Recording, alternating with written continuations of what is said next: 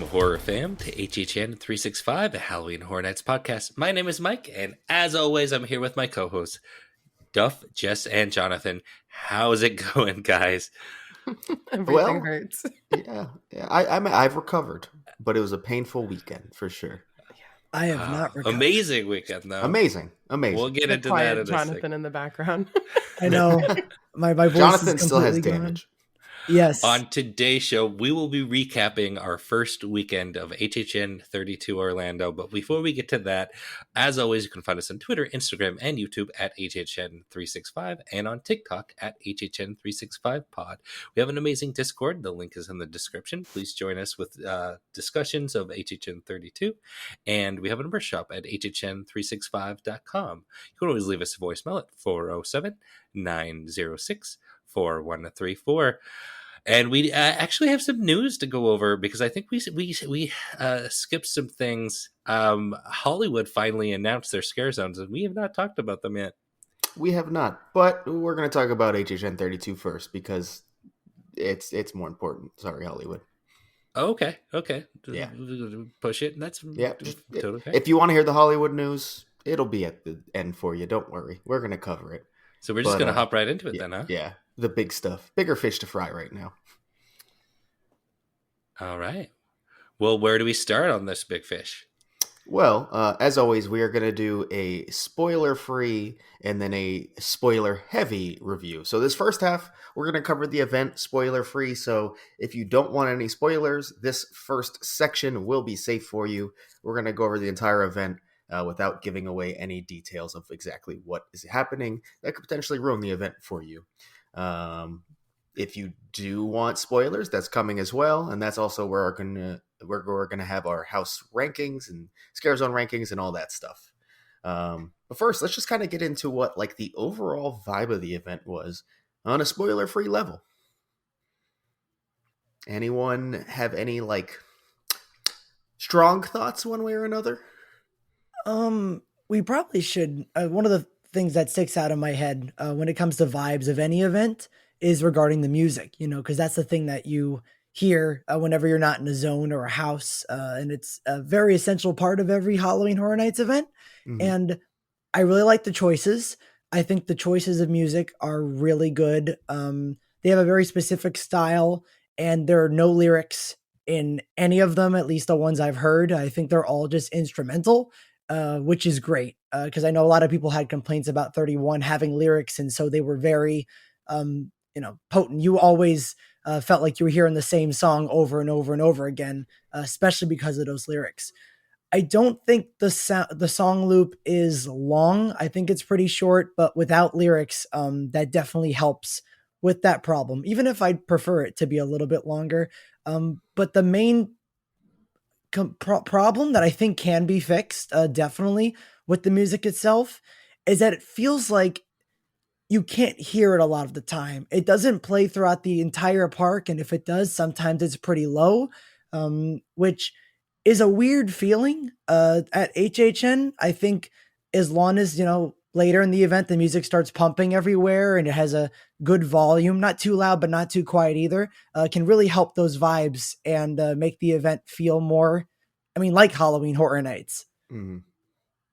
Yeah, I agree with the fact that it's probably still a pretty short overall park-wide loop, but like you said, there's no voices, so nothing really stands out, so it doesn't get as repetitive yet. It's only been one weekend, but nothing has really been annoying whatsoever. So it was without going into detail, it was just kind of good music to vibe to throughout too. I think my complaint is that it just wasn't everywhere. It wasn't available throughout the park. I don't know if that was maybe kind of like effects of the hurricane and stuff they had to take down and haven't been able to put back up yet, or maybe even from the storm on Friday, which we'll talk about in a little bit, I'm sure. But it just felt like there was some dead space. So I think where the vibe exists, a lot of fun.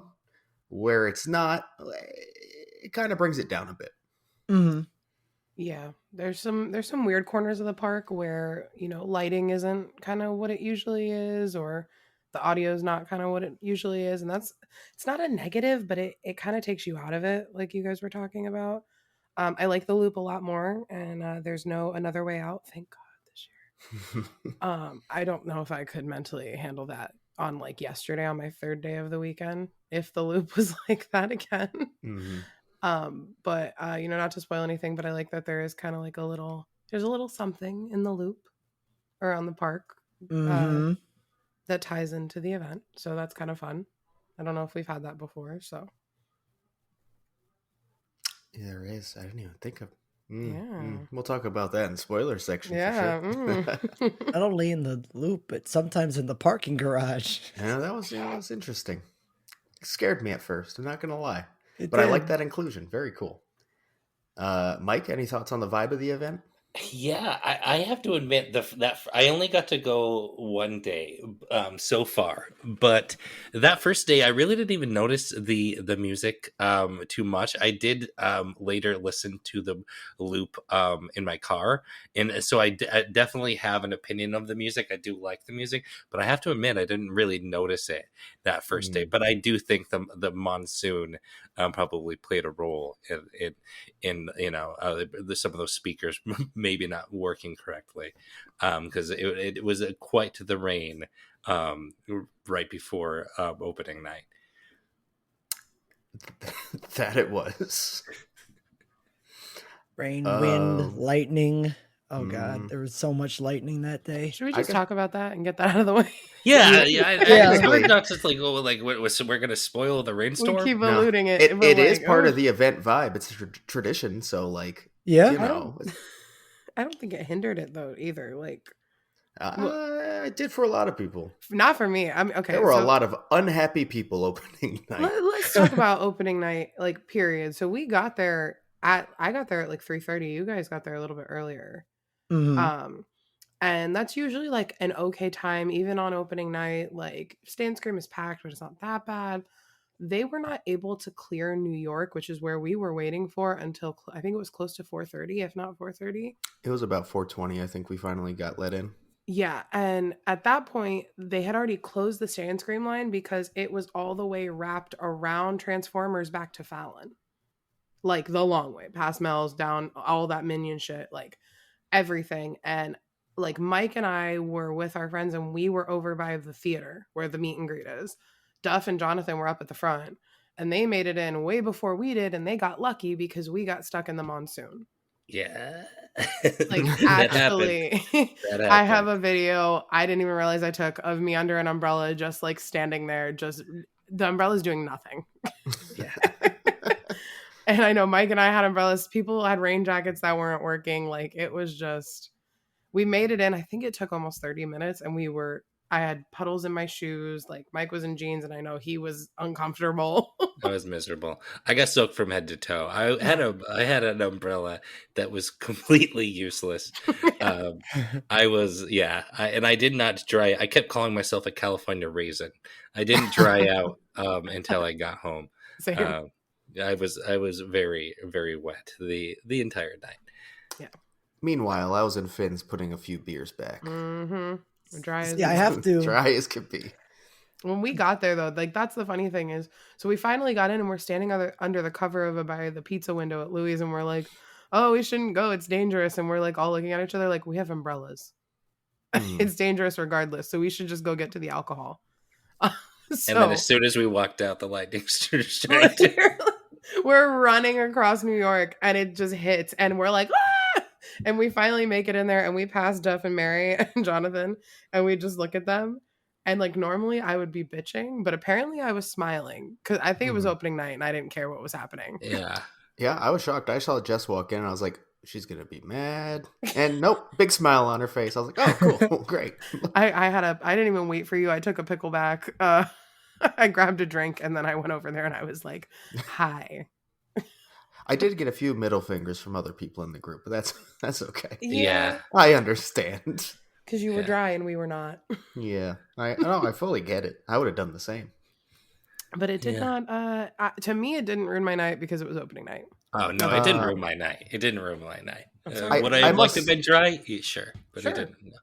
I must say it did ruin one thing. Mm. We were going to film our first like at HHN video since the relaunch. However, with the rain and the humidity and the condensation that caused our lens fully fogged up and was unusable. That's fine now. It's kind of aired out and it's pretty close to 100% finally. But that kind of ruined the weekend of getting footage, specifically opening night, which we were trying to do. So, delay on any YouTube videos. That part was ruined a bit by the storm. Yeah, this next week though. Yep. I will say the only, I'd say a big weird positive of the rainstorm. I actually waited in the stay and scream line for Stranger Things. I was one of the first ones in the line.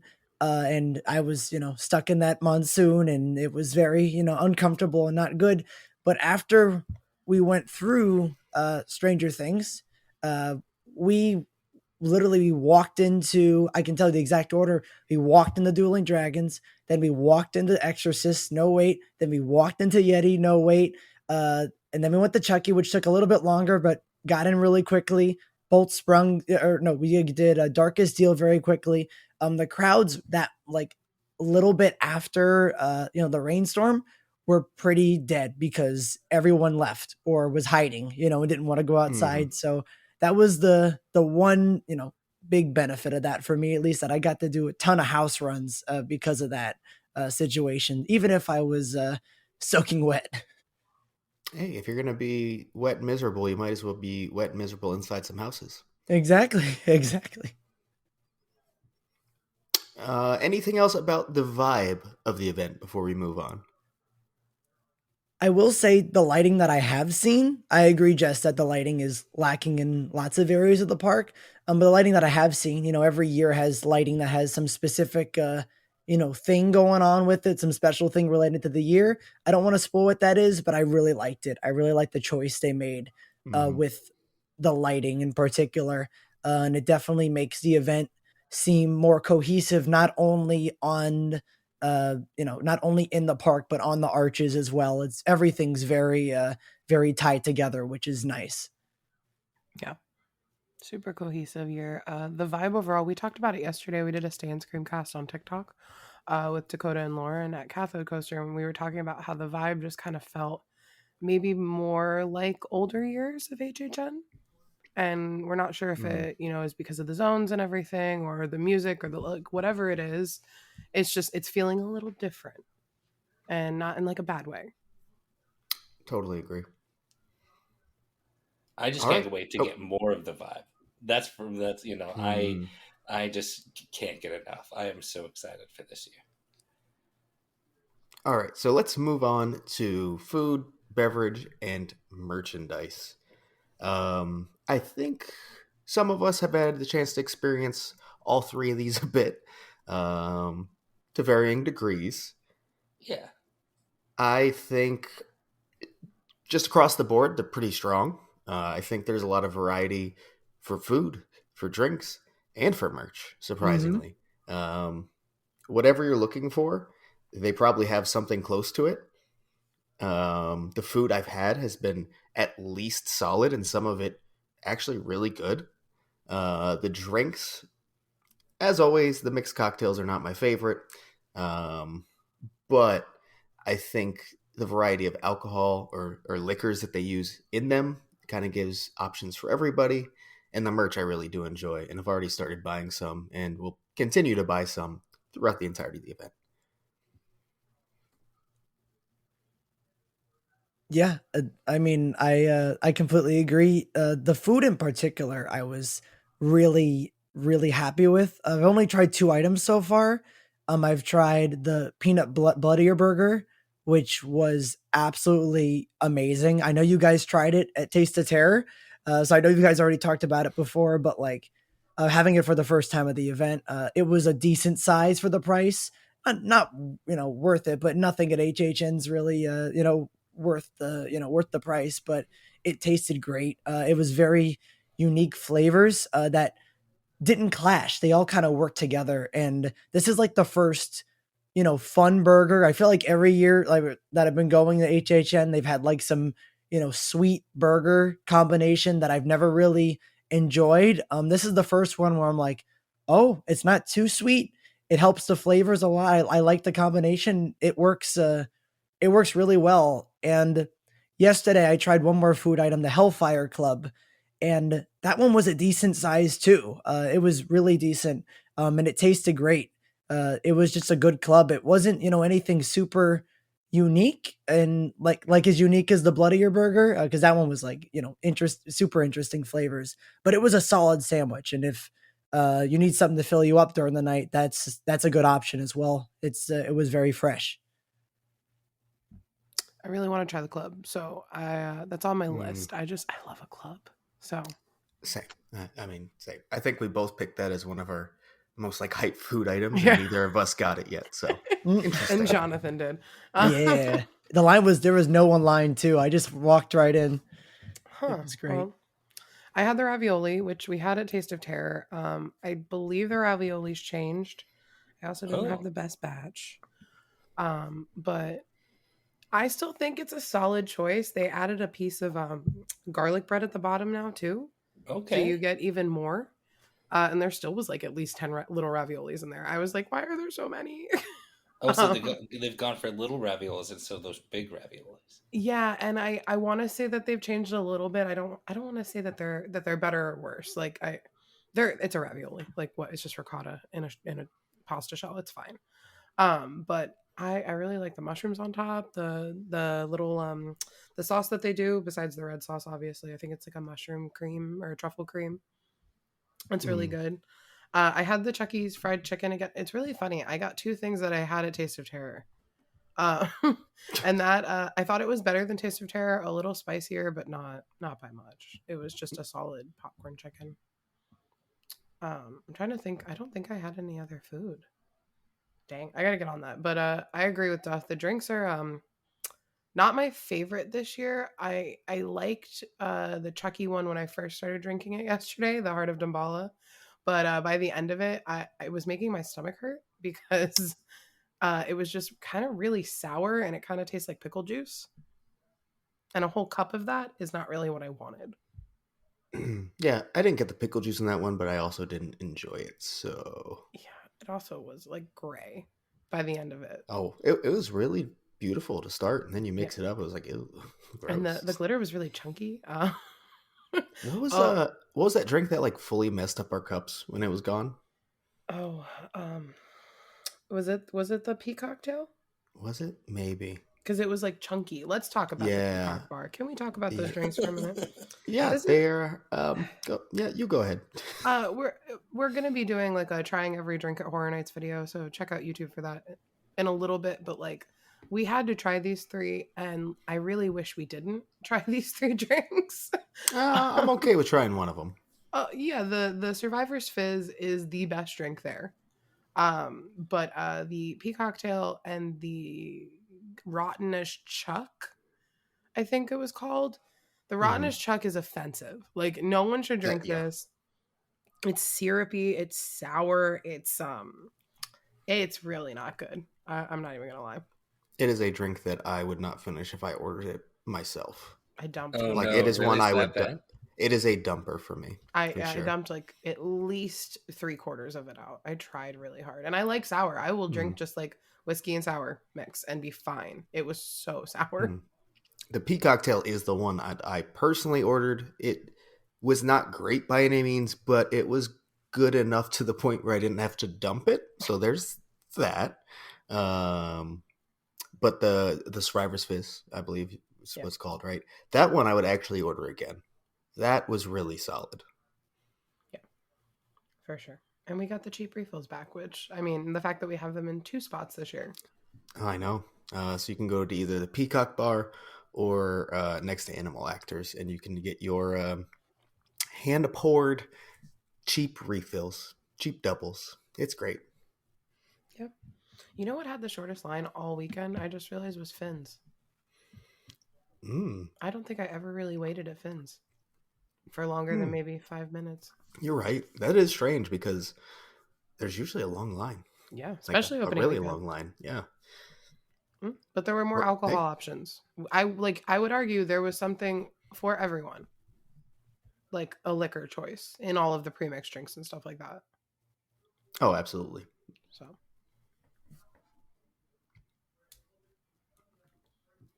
what do we want to Cookie butter syrup. Cookie butter syrup. There we go. That's what it was. Cookie. Mike. I just looked it up, and I had to say something. Cookie butter syrup. That sounds gross. Mike, it was. I'm Mike, go probably ahead. gonna have to try this What- just to What else is in it, Mike? Go ahead. Say it while you got it up. Go ahead. Please. tequila, green apple and cookie butter syrup, lime juice, jalapeno with basil concentrate, and smoked sea salt flakes. Oh, hold up. Okay, so you just reminded me of the smoked sea salt flakes. I have a beef with Universal. So I know that there are people who have a beef with them because they put bitters in all their drinks. Why do we have smoked sea salt in like 8 of the mixed drinks this year that don't need it? I feel like every time I go to take a sip of something, it's salty. What the fuck is going on? They're worried about our hangover. They're getting And they said electrolytes. I think it got to the point where like, everyone was so tired of like, and just trashing them for like, your cocktails every year are just basic sugar bombs with nothing else. So they've gone like too far the other direction where they're like, everything is super elevated. But it can't be that elevated when you fucking put it in a bucket and pour it in a cup. Bucket with a spout. You can't do elevated drinks that way. It's not how it works. I'm the sorry. illusion is gone. Yeah. There has to be an in-between between too sugary to put anywhere near my mouth and ew. What the fuck are you trying to do? Or you bring back the open bars and you have some signature cocktails and you actually let these bartenders pour some drinks. Well, that is what they're getting back to now, but in 2 locations, to be fair. Yeah, and Shea Alcatraz has a drink as well, a zombie shark, I believe. Zombie shark, yes. It's pretty solid. Full bars, I mean, not open bars. Yeah. Oh, okay, yeah. Gotcha. Open bar would be great for us, but nobody else. What else we want to talk about before we get into rankings? Anything? Anything about merch specifically? Nothing. The Screamers are out finally. Like the actual figures are here. Mm-hmm. They're cute. I mean, I'm already halfway through the collection, so. I know. There's Tiffany. There's the Invisible Man. The Chase is the actual Invisible Man. And there's a new cup that came out just yesterday, the day before. I posted it on Twitter. Based a little Last of Us cup, and I really like the artwork on it. The artwork of the clickers and I think the stalkers or the runners or whatever are gorgeous. That's definitely a cup I might want to grab. It's really good. And then I just think the main line of merch is really good. Those designs are very cool. Oh, they're fantastic. I mean, I'm gonna buy a lot of them before the end of the event for sure. Yeah. Oh, and the comic books, the 4 different stories that are available on the covers, you can buy the actual books now in the tribute store for $15. Yep. So super cool stuff they're doing this year. All right, shall we move on to the non-spoiler House and Zone reviews? Yes, absolutely. All right, well, let's start with Zone, because that's going to be easier, because we didn't really get to experience much of them. I think, I don't know. I don't even know what to say in the spoiler-free section. I just don't know that I've spent enough time in them to really give any, kind of generic thought. Yeah, I mean, if you're saying that, I've spent way less time than you guys. So, I'm really concerned about our having a full idea of these zones yet. Because I haven't even gone into all of them. That's fair. I guess what I can say generally is from what I got, because we did a very quick walkthrough yesterday, kind of in the daytime and a little bit at night, but still not enough. What I noticed is if you have Express or have multiple nights where you can kind of enjoy the event and you're not rushing, see these zones in the daytime and in the nighttime, because some of the masks and the sculpts and the paint jobs specifically in Zodiac are harder to appreciate in the dark, is what I'll say. And I feel like I was kind of missing a lot of that until yesterday before the sun went down. And I'd even say the same for Jungle of Doom. Oh, that's true. Yeah, actually, honestly, all of them just kind of do yourself a service and walk around and kind of see it in, full lighting and then actually see it in the show lighting. It'll be worth it. Same as if you're kind of looking for Oddfellow in each of the zones. He's harder to find in some of them, and the light will help you because you're looking for the scar. Mm. I guess generally I can also say I like how I don't know, like there wasn't a zone that I saw that I thought I didn't like. I like all of them in different ways. Some, obviously you're gonna have varying degrees of how much you like something, and we'll go over that later, I'm sure, in our rankings. But I liked everything that I saw. I liked most of the costumes, the direction the zones are going, the lighting and all of them. I think all of them are like have a really good base right now, especially for opening weekend, even if we haven't, seen them all at their full potential at night and stuff like that. And I'm really excited to see how they grow and change, because I feel like, houses grow and change, but zones especially do, because I feel like they have the most room to grow out of Mhm. every area of the event. So I'm excited to see how they move forward, because I think the base already is really solid. So yeah, I'm just excited for them. I will say one thing about a specific zone is that a lot of people were partaking in a, a vibe in Vamp. Very actively participating and enjoying. It So makes that's a the thing. experience so much more authentic. Yes. Can it get annoying in a couple weeks? Yeah, Absolutely. probably will. But it was fun to see the first few times. Mm-hmm. Wait, do you mean like the people were just like dancing along with like? Yeah, Mike, that's what No, they were no, doing. I'm talking about a specific song. I What have are no you issues. talking about? I I can't don't. say it. In the there is a song that is synonymous with white culture Oh, that people sing along to, specifically at like I don't think sporting we're events. spoiling if we mention Hey, that this particular song. No, we're staying away from hey, we're spoilers. staying away. They We'll can. talk Hey, if about you it in want the to hear, it's spoiler there. part, but this is our thing. People don't want to be spoiled. So that Okay, song, yeah, I also thought you were alluding to the fact that the smoking section is right there, and I that had no fucking whole clue what he was talking about. that whole section, that whole zone reeks. Oh Yeah, I no, thought that I that's what mean I that was thought cool too. too. I was like, No, are I people was like that dropping acid? Like, what is he alluding to? That Mike people was are so gone. partaking in the vibe. The What vibe, does that have to do? I was so the clueless. music fest vibe, Mike. Music Fest '69. I'm It's sure about a that was. song. It's about a song. Okay. I'm sure people were But singing also the along with that smoking song at sections were. Woodstock. I'm sure of it. I'm not I gonna lie. enjoy At first, I everyone was dropping thinking, acid and smoking and dancing. That was fun. Loved all that. The hoops were jumping through. Did not Boy. spoil anything. I think I gave a pretty good, like, if you want to know, you'll figure it out from what I just said. But yeah, no, that's definitely going to get annoying. But also, I feel like have a couple Blinky Cup drinks and it won't be that annoying anymore.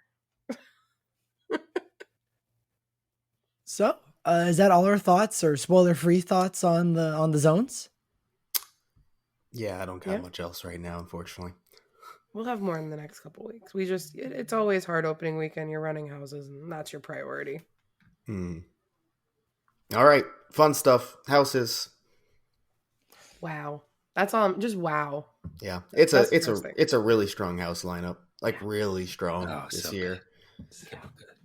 I think there's one or two that people might find to be duds potentially, but I think there are also two where if they're specifically your thing, you're gonna like them anyways. And in that Mm-hmm. case, you're gonna be 10 for 10 this year. Yeah.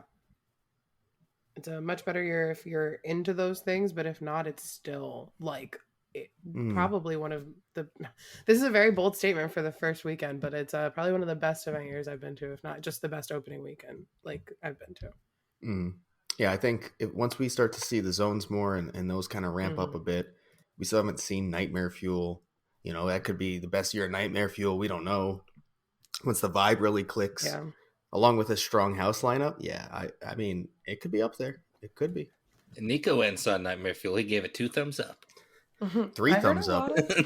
I heard a lot of really good reviews actually, and Maddox and Andrew came up to me and said that I had to go see it because they said it's my vibe this year, and I don't know what that means, but apparently I have to go now. So maybe this week we'll make it a priority.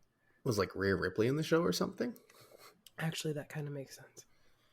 Rhea Ripley would be all over Nightmare Fuel. maybe I just haven't been looking at Nightmare Fuel through the right lens. Right. There you go. Wow. The dreamer All gets right, power bombed through the bed. That's it. Riptided, but I think we got to go Wednesday now. That might be a priority. Fair. Yeah, but I mean, I agree with you guys. I think this might be. I know I just using like this might be your like favorite overall event that you've attended. For me, this like I don't know about the event, but I think I might definitely know about the houses. This might be the best house lineup I've ever experienced. Because there's so many, and we'll get to when we're doing our rankings, that I was so mad that they were that low, even though I love them so much. And when that happens, you have an incredible year on your hands. At least, and definitely in terms of houses, I was very impressed by everything they were able to do, and just how impressive scenically so many of them were. Mm-hmm. Now, people are going to want to hear a bit of the non-spoiler reviews about specific houses, so we should do that, to be fair, just to make sure they're not fully ripped off on our non-spoiler review. So let's name a few that people would be really interested to hear about. And I think one of those would be the big IPs. Let's start with The Last of Us. Oh my God. Beautiful. That's a good word for it, I think. Gorgeous. We're doing one-word reviews? Is that what we're doing? It doesn't have to be one word, but just don't spoil My anything one word specific. My one word for all of them is scary. Ooh, Spooky. No, scenically, this house is gorgeous, but also I could say that about more than just this. Yeah. So I think that it did such a good job at telling the story of the game, or at least the story you need to know, and just wraps it up in this really pretty bow. I want to get into the spoiler part. Gotta wait. Sorry. No, it hurts. There's a really cool effect in this house. Yeah. Jonathan, I know you enjoyed it quite a bit. What'd you think? Oh my goodness. Not giving anything away. These probably have my favorite sets out of all the houses. And because they would just, to me, felt super immersive. I always felt like I was in the world of The Last of Us and was always surprised about what they were able to get away with, especially, with the house right before it being weekend. That was pretty tight. There's a difference, definitely, between this house and that house. So I love the scenic and all of that good stuff. And I will say, the costumes too were really solid. I know that was a thing that we were all, kind of worried about. Like if they don't nail the costumes, the house isn't going to work. But I say they did. I think they nailed everything that they show. They did. They nailed that. Yeah. The scenic and the makeup and the costumes are all fantastic. Mm-hmm. So I am very impressed with this house. I think we'll talk about it later in terms of rankings and spoilers and stuff. I think it has a huge possibility to improve over the season, and I do think it needs to. But right now, I think the base. I said this with the zones too, but it is true. I think the groundwork, the design is really, really good, and it really only has room to grow from here. Grow Last of Us because of the vines and stuff. But yeah, it's very clever. A fungus. Huh. I'm stopping this. All right, another IP that people would want to hear about would be, of course, Stranger Things season 4, which I'm not as high on as The Last of Us. Gotta say, no. I think The non-spoilery way I could put it is that I was not impressed by the scenic, and that it is very much, as other Stranger Things houses have been, very just focused on the characters and the story around the characters, and not really going for anything else. Yeah. Whereas The Last of Us is immersing us in the game. This is very Hollywood book report take on Stranger Things Volume 4, but just Vecna. Mm-hmm. And that's not a spoiler. That was in all the descriptions and all the announcements and everything. Yeah, it just feels like, and I've been saying it all weekend, they were very passionate about The Last of Us, it seems, and that Stranger Things, the passion maybe wasn't there as much. Yeah, I could see that for sure. One of my biggest fears going into this, and I've said it before on the show for this particular house, was can they nail the story? Because there's a lot going on in season 4, a lot. It's a long season. It has 2 episodes that are movie length. So I was like, can they pull it off? And without giving spoilers, I don't think they did. I think if you haven't watched the show, which I'm sure most of everyone walking into the house has watched it, but if they haven't by some weird chance, I don't think they're going to understand at all what's going on. Like not even in the slightest, because it's not nice to people who don't know. And to be honest, my first run through, I watched the season. I knew, and I watched it before. I'm familiar with it. My first run through, I was completely confused about how I got to places and where I was, and I walked out of that house very, very confused. So I'd recommend if you haven't watched it for some weird reason and you want to go to this house, definitely watch it, because I think this one, I mean, all IPs it's good to watch the source material, but for this one, it is absolutely required, or else you won't understand what's happening. Yeah, it sounds like I liked this house a lot more than you guys. I'm going to save most of my thoughts for the spoiler things, but I will say that I have to disagree, Duff, that I feel like at least a few of the scenes the scenic is, to me, was quite good. There are, I will say, there are some of the some scene. It seems to me like this particular house, they focused on huge iconic scenes, and then some of the transitional hallways and other scenes do seem a little bit like an afterthought. It seems like that they focused on, we got to give people some of these iconic scenes, and then they went really hard on those particular scenes, but and then some of the others are lacking. But I'll save my full thoughts once we get to the spoiler. I will say I do think there are 2 scenes specifically that they nailed. Like they absolutely nailed, and I think they're great and well done. So yeah, it's not like we'll get to it. There's nothing good in the house scenically to me, but yeah. And I do think there's one other IP we should discuss directly in the non-spoiler part, and that's because I think it's a pretty big surprise potentially for a lot of people, and that's The Exorcist Believer. Oh yeah. I think it looked good. It was scary as shit. Yeah. It's an easy to follow story. You don't need to know anything about the property. It's just like every time I walked through it, I was just like, that was so much fucking fun. Yeah, it was fantastic. This one was really a standout. I think we all had it low on our lists, and I don't all think number 10. Actually. Yeah, I don't think it's I don't think it's anyone's 10. No, I don't think that's a spoiler to say. Yeah, that's not a spoiler to say. We were so unfair. This house was so scary. It still is scary. I cannot open my eyes in certain parts, and that's all I can say without giving anything away. You know what I can say? I remember how on the podcast we talked about it before on the You Discover Universal podcast.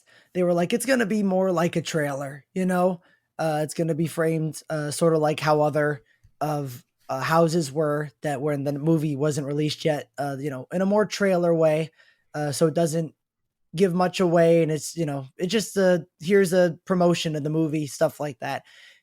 It didn't feel like that is what I can say. It did not feel like it was going for the trailer style at all with this particular approach. And I heavily appreciated that. It was very, like Duff was saying, very easy to follow and not disjointed in the slightest. You understood everything that was going on.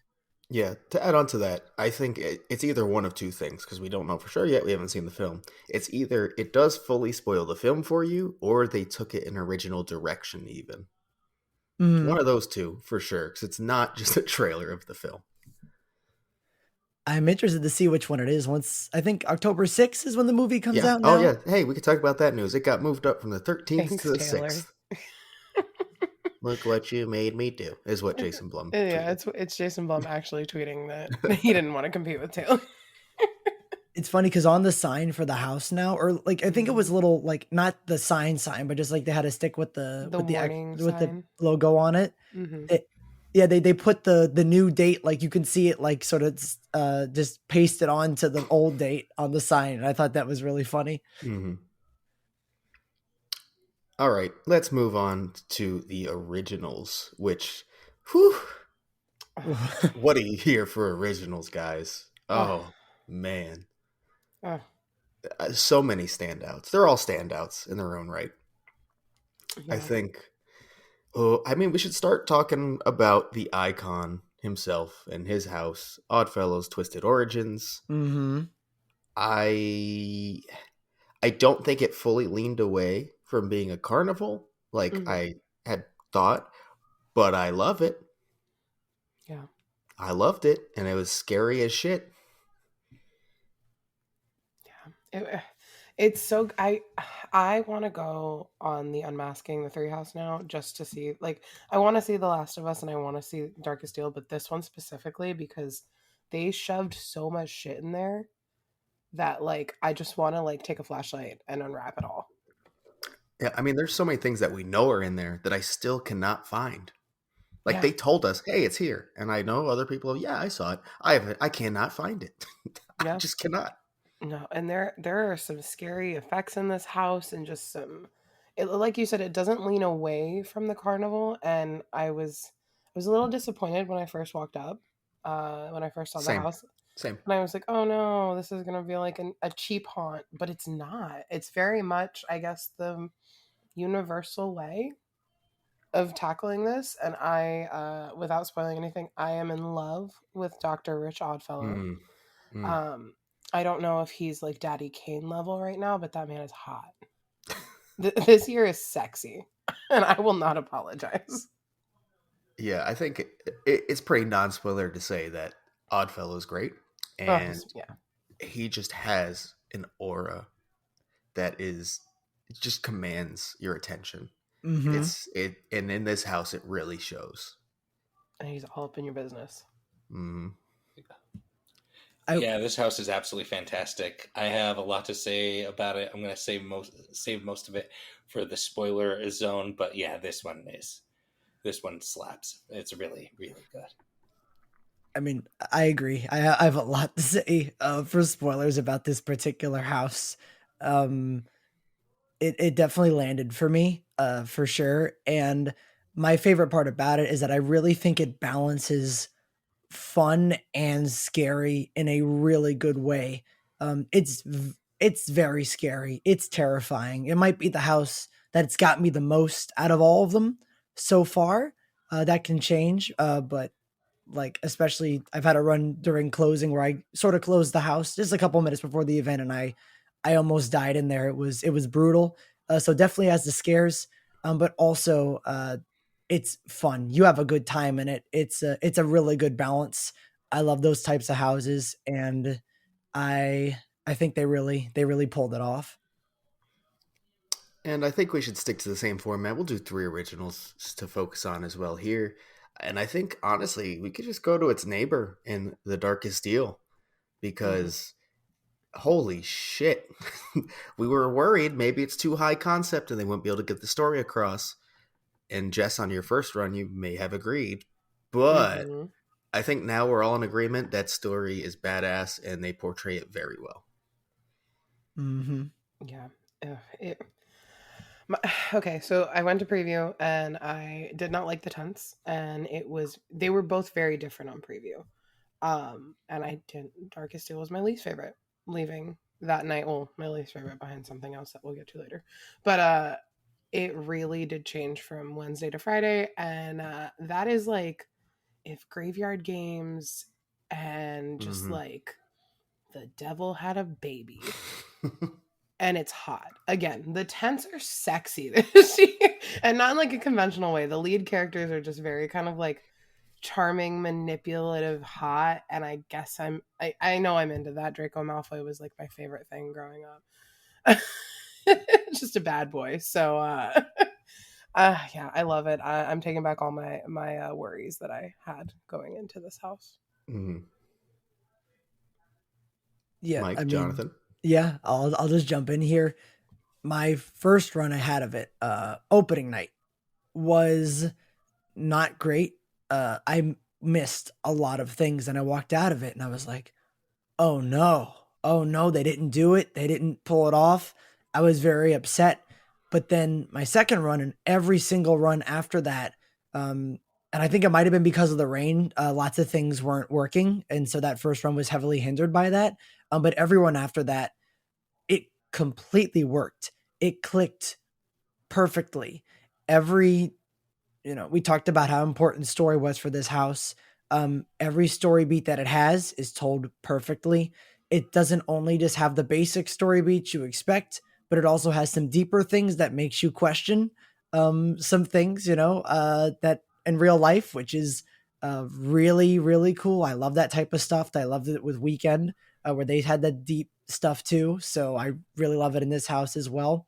And not only does it have that story and explains it well, but it has diverse sets. You go to a lot of places, and it's scary as shit. It's really scary. It has some scares that I've gone in the house a couple times, get me every single time, which is crazy. After you know where a boo hole is, sometimes you're like, all right, that boo hole's done now. I know exactly where it is and how they scare.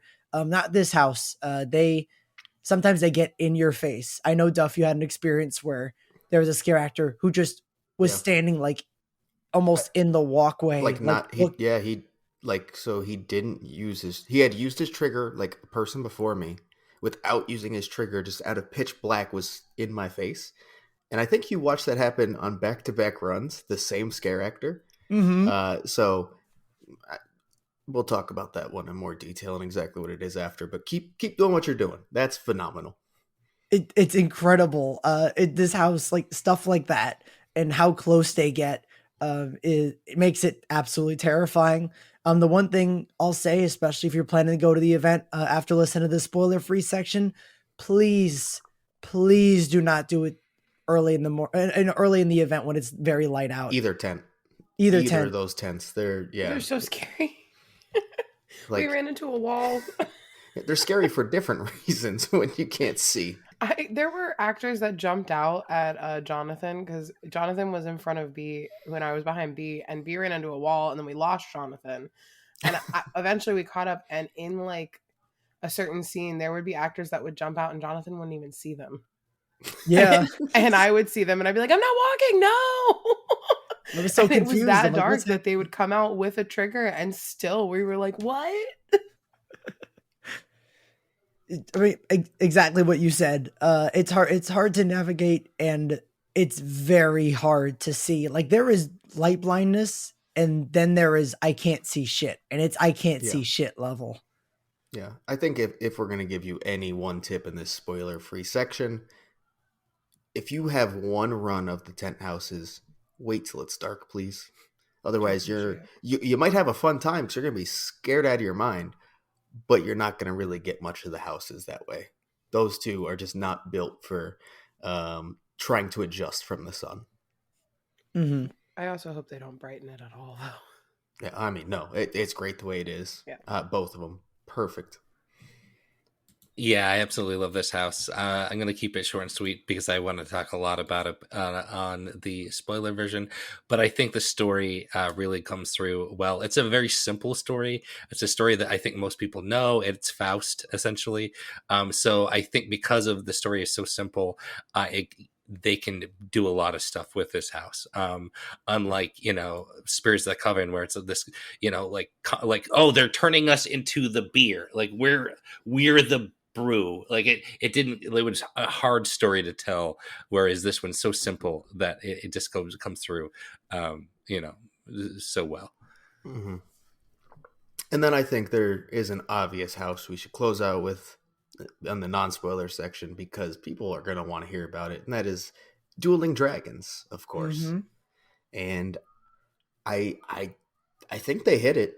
I definitely think they hit it. Is it exactly what I expected? No. Is it exactly what I wanted? No. Do I still love it? And is it going to be a very sentimental house for me forever? 100%. I think the scale, the effects, the character design are all extremely solid. So in that sense, what more can I ask for? I can I can think of a couple, like one particular thing, but I'm sure we'll get to that and Yes. it's spoiler. That's the one thing you walked out. I remember you walked out of that house, or like when I did a run with you, and you're like, "Yeah, this is one thing, I would change." But Mhm. I yeah, I can't mean, say that now. no, not now, not now. But that's. But I was responding what more could you ask for? Like I know what more you could ask for. Um, but yeah, I love that house. I love it so much. And if you guys remember, this was one that I was very afraid of. One that think had high potential, but one that I think they could really mess up some things and really, because there was very, very, very high expectations for this, especially for people who got to see the original Dueling Dragons attraction. But I think they really nailed a lot of stuff, and they definitely, have put tons of nostalgia into this house. There are amazing, without saying what they are and what they do, incredible effects. I'd say maybe the best effects of all the houses. I think that kind of blow you away, especially when you see them for the first time. I think the story, which is a lot, especially for guests who don't know anything about it, they give you a lot of time to understand it, and I think I think a lot of guests will get it. I don't think it's super complicated since they make sure to give you ahead of time to let you know what's going on, which is really good. Yeah, they And do really tell the story. mm-hmm, which that was another fear. I'm like, this is a little complicated to just throw people into, but they're like, no, we got this. We'll give you plenty of time to understand it, and they do. And I think a special thing we've talked about before. I'm not going to say exactly what it is, especially if you're listening for the first time. That I was, slightly worried that this house could accomplish, which is its big shtick, uh, works. I think it really works. It's fun and it gives the house incredible repeatability. And just, whenever you walk out of the house, you get to talk about it because everybody saw something different, which is very fun.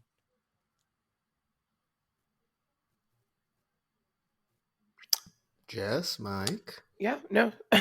Sorry, I was gonna let Mike speak, but I'll go. No, I really like the house. Again, it's really hard to talk about this one without spoilers. I'm not gonna lie. Mm-hmm. So yeah, I really enjoy it. I love that we got theme park lore in a house, and that's all I can say right now. Yeah, this one is really pretty. There's a lot to see here. The details, I think I were kind of missed for me in my run, but we have already done an unmasking tour that kind of opened my eyes on a lot of the details in this house already that I were lost on my first run. So this one I just can't wait to go in more. Well, I guess that's pretty much it for our non-spoiler section of this episode. Overall, I think we're very happy with the event, and more specifically, the house lineup. And I think the other things can definitely come together. Absolutely. This is a very, very, very solid year for houses. All right, with that, if you are avoiding spoilers, you haven't been to the event yet, you don't want to hear any exact details or get any moments ruined for you, this is the point where you should hop off, and we'll talk to you next week. Because we are going to get into the nitty gritty. We're going to break down everything we can, give the rankings of our houses, of course. Let's start off with something that we haven't talked about yet that was really cool and is technically a spoiler. That is the tribute store. Mm-hmm. Oh man. It's good. It's good. Not only is it good, I think it's probably the best thing that they've built. It's that good. It is so good. I think it is also potentially my favorite too. So I'm with you there. I mean, yeah. the special effects and technology in this house, they pulled out all the stops in this comic book store. Oh, the whole thing, but the Boris room specifically, when I walked in, my jaw like dropped and I had to stop for a second. Just like the black and white of everything, the rain projections, just the entire story, like that room alone, like this is my favorite tribute story. Like I'm pretty sure I can confidently say that. Even over the dark ride last year, this one is it, and that room is my favorite room of all time. Mm-hmm. Yeah. So the basic premise, if you didn't know, is basically every room is like a different comic and story. It starts in what is a graveyard with grave robbers, basically, and you get a little spook at the end from the people who are in the grave. I think even though that's not like the standout room, it's still just a really well done way to enter. Um, it also is the same place like you would have been going into in the last tribute store, That right? was so cool. Yeah, exactly. The Hollow Hills Cemetery. Mm-hmm. And now it's just kind of overgrown and spookier, I guess is the best way to put that. But they do have these massive skeletons at the end that are really cool. But of course, your eyes are directly diverted elsewhere because you're looking at recreation of all things Boris Schuster. His window, the entire street. Well, his window or the Schuster brothers' window? Well, the Schuster brothers' window first, Which yeah. he has a brother? Yes, now he does. So now we've got two? The Schusters. Mm-hmm. And it's all like very black and white noir. And I think that approach worked so good. There's a point where you find yourself behind his window at his desk. And I think that is one of the best set pieces that has ever been put in the tribute store. Maybe the best. They use a lot of effects on the windows, so stuff is happening. The story's fun. It adds a lot of lore, especially if you're a huge Boris Schuster fan. You learn a lot more about it. It features the fish people heavily. I know Jonathan wants them to be mouth brooders very badly. Very badly. They're not though. They're just fish people. They are funny though. They're really funny fish people because they wear just like normal clothes and they have a little hat and they're wearing shoes. You know, just a normal guy. But then the head is just a fish, and it's the funniest thing. Like I love it. It might be the goofiest thing in this entire event, and it's great until they show the fishman's fate, and I can't believe they did this to me. They introduced me to a character, and I was like, all right, I'm into this character, and they're like, you know what? Never mind. Let's just kill him. I can't believe it. It's so sad. How rude. It was very rude to me in particular. But I don't think there's only one. There are more. There's probably more, but It's the fish people, not the fish person. Yeah, but like maybe he was the only one that decided to wear the clothes. You know, like to wear. You know, maybe all the other fish people are naked. Maybe you don't know. I don't know how fish people work. I don't know what they're doing. Yeah, this monochrome effect is really well done. I've seen this done before, and sometimes it kind of comes off as hokey. This is not that. This is done really, really well. It is. And also, I don't know how I mentioned yet, they have a rain effect that works so well in it. Not only on the walls, but on the ground, like the drops of rain hitting the ground. And it's just projections, and they're phenomenally done. Like, it is so immersive. And we haven't talked about the finale yet, which is probably the biggest single character that we've seen in a tribute store, I'd say. Massive, what's its name? I don't even remember now. Should have wrote that down. Oh shit. I don't know. Big monster. Sorry, Schuster fans. The octopus-looking thing. But it's just hanging off the top in the entrance into that transition hall. It's massive. It has glowing red eyes. It looks great. Like, really good. And I think the thing that's cool, especially this room and every other room, is that you as a guest can literally read the story from beginning to end. And every room, it's you like you can just get it. You can read the story either visually or or just, I mean, either using the visuals or reading the comic. And every room has such a deep story, an interesting story. It's almost like Creep Show, stuff, or Tales from the Crypt, stuff like that. And they really put a lot of effort into to getting to the big moments, like the big monster in the first room, and then the big monster in the second room. They build up to it, which makes almost their their size and what they are even cooler when you have that build up to it. Mm-hmm. Also, we should point out this room is where the Dueling Dragons merch is, so that's important. Mm-hmm. Annual pass holder exclusive. Well, once you walk past this room and the octopus-like creature we don't remember the name of, there is all of those comics that people put their faces on in the usual spot, lining the walls. They do look really cool. There was the 4 options. I think they came out great. So congratulations if you got one. That's going to be cool when it gets to you. Yeah. And I think they're pretty full. If they're not completely full. Yeah, it's pretty close. There's still some space, but it's pretty close. Yeah, not to mention, one of you took your picture in a horror fam shirt, so thank you. That is true. That was kind of cool. There is a horror fam shirt there, and it is none of us. No, I was walking and I was like, guys, and I sent the picture, and we were all like, holy shit. Yeah, thank you. You know who you are. We met you a couple of times over the week, but yeah, thank you for wearing that shirt.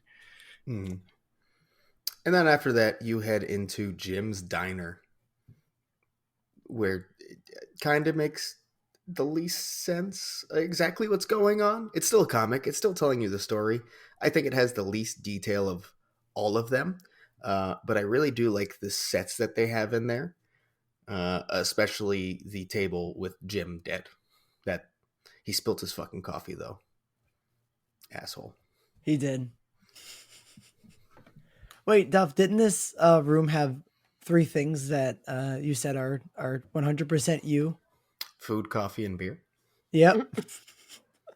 It sure does. There we go. Those are the 3 things. It just needs HHN and boom, It already is. It doesn't need to say that. Yeah. Oh, you're right. It is HHN. So there you go. Done. But they do use more cool lighting effects in this house, specifically with the devil, I guess, that now works at Jim's Diner behind the counter with name tag and all. It's great.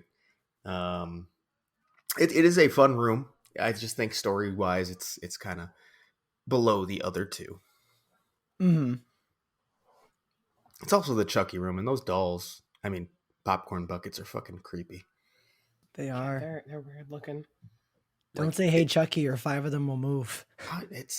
I just don't like how he looks. It's disturbing. Ugh. Yeah, I agree with that. But maybe that was the point. Probably not, though. No, that's not the right kind of disturbing. Sorry. And then you go to the final room, of course, where the checkout is. Jonathan, what's happening in here? This is trying to figure out the name. The final room. This is the Ripper, and it's this basically the story and of the Ripper, and it's basically just saying, he's evil and he's killing and he has these red eyes and watch out for the eyes because he'll come get you and kill you. And so you see like one mannequin of him looking at you with the red eyes, and it's like, oh, that's a little creepy. And then as you go look all the way at the end of the store where the cash registers are, you see him in the flesh with the moon behind him and a very nice projection that fits the aesthetic of the room. The whole room has this specific aesthetic that's different than the other comic book aesthetics, that just looks absolutely gorgeous. It might be besides Boris's room, might be the most beautiful room in the store. And he's there with his glowing red eyes, and it's not a super crazy detailed story. It's very, like a simple horror thing of there's this character, watch out for this character, building up to that character. But it's really cool. It's a really beautiful room.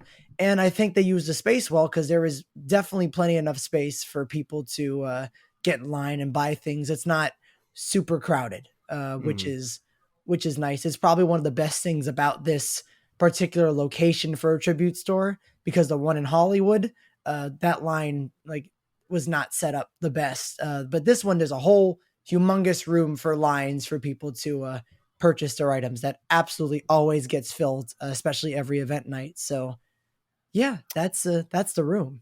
Now, there's one thing interesting about this room to me, and that's in the HHN universe, Jack the Ripper's murders were actually performed by the body collectors. Oh. I have gone around the room looking for references to them, and I have not found them. And if that is the case, I'm a little disappointed. Gotta say. Just a missed little detail you could have had. I didn't even know that. But yeah, that's like one of the big things about their backstory, is that's like one of the big atrocious things they've done throughout history. Yeah, I haven't noticed any references to them either in there. The story to me, maybe I gotta read it again, using that, having that in the back of my mind, and maybe there'll be some references, like subtle things, but I feel like they wouldn't miss that, right? I hope not. That's a big thing for a very famous thing in HHN lore. I would say it also could make sense, because these probably technically aren't in the HHN universe, as they are comics. Maybe. True. I don't know. But Boris is, so I don't know.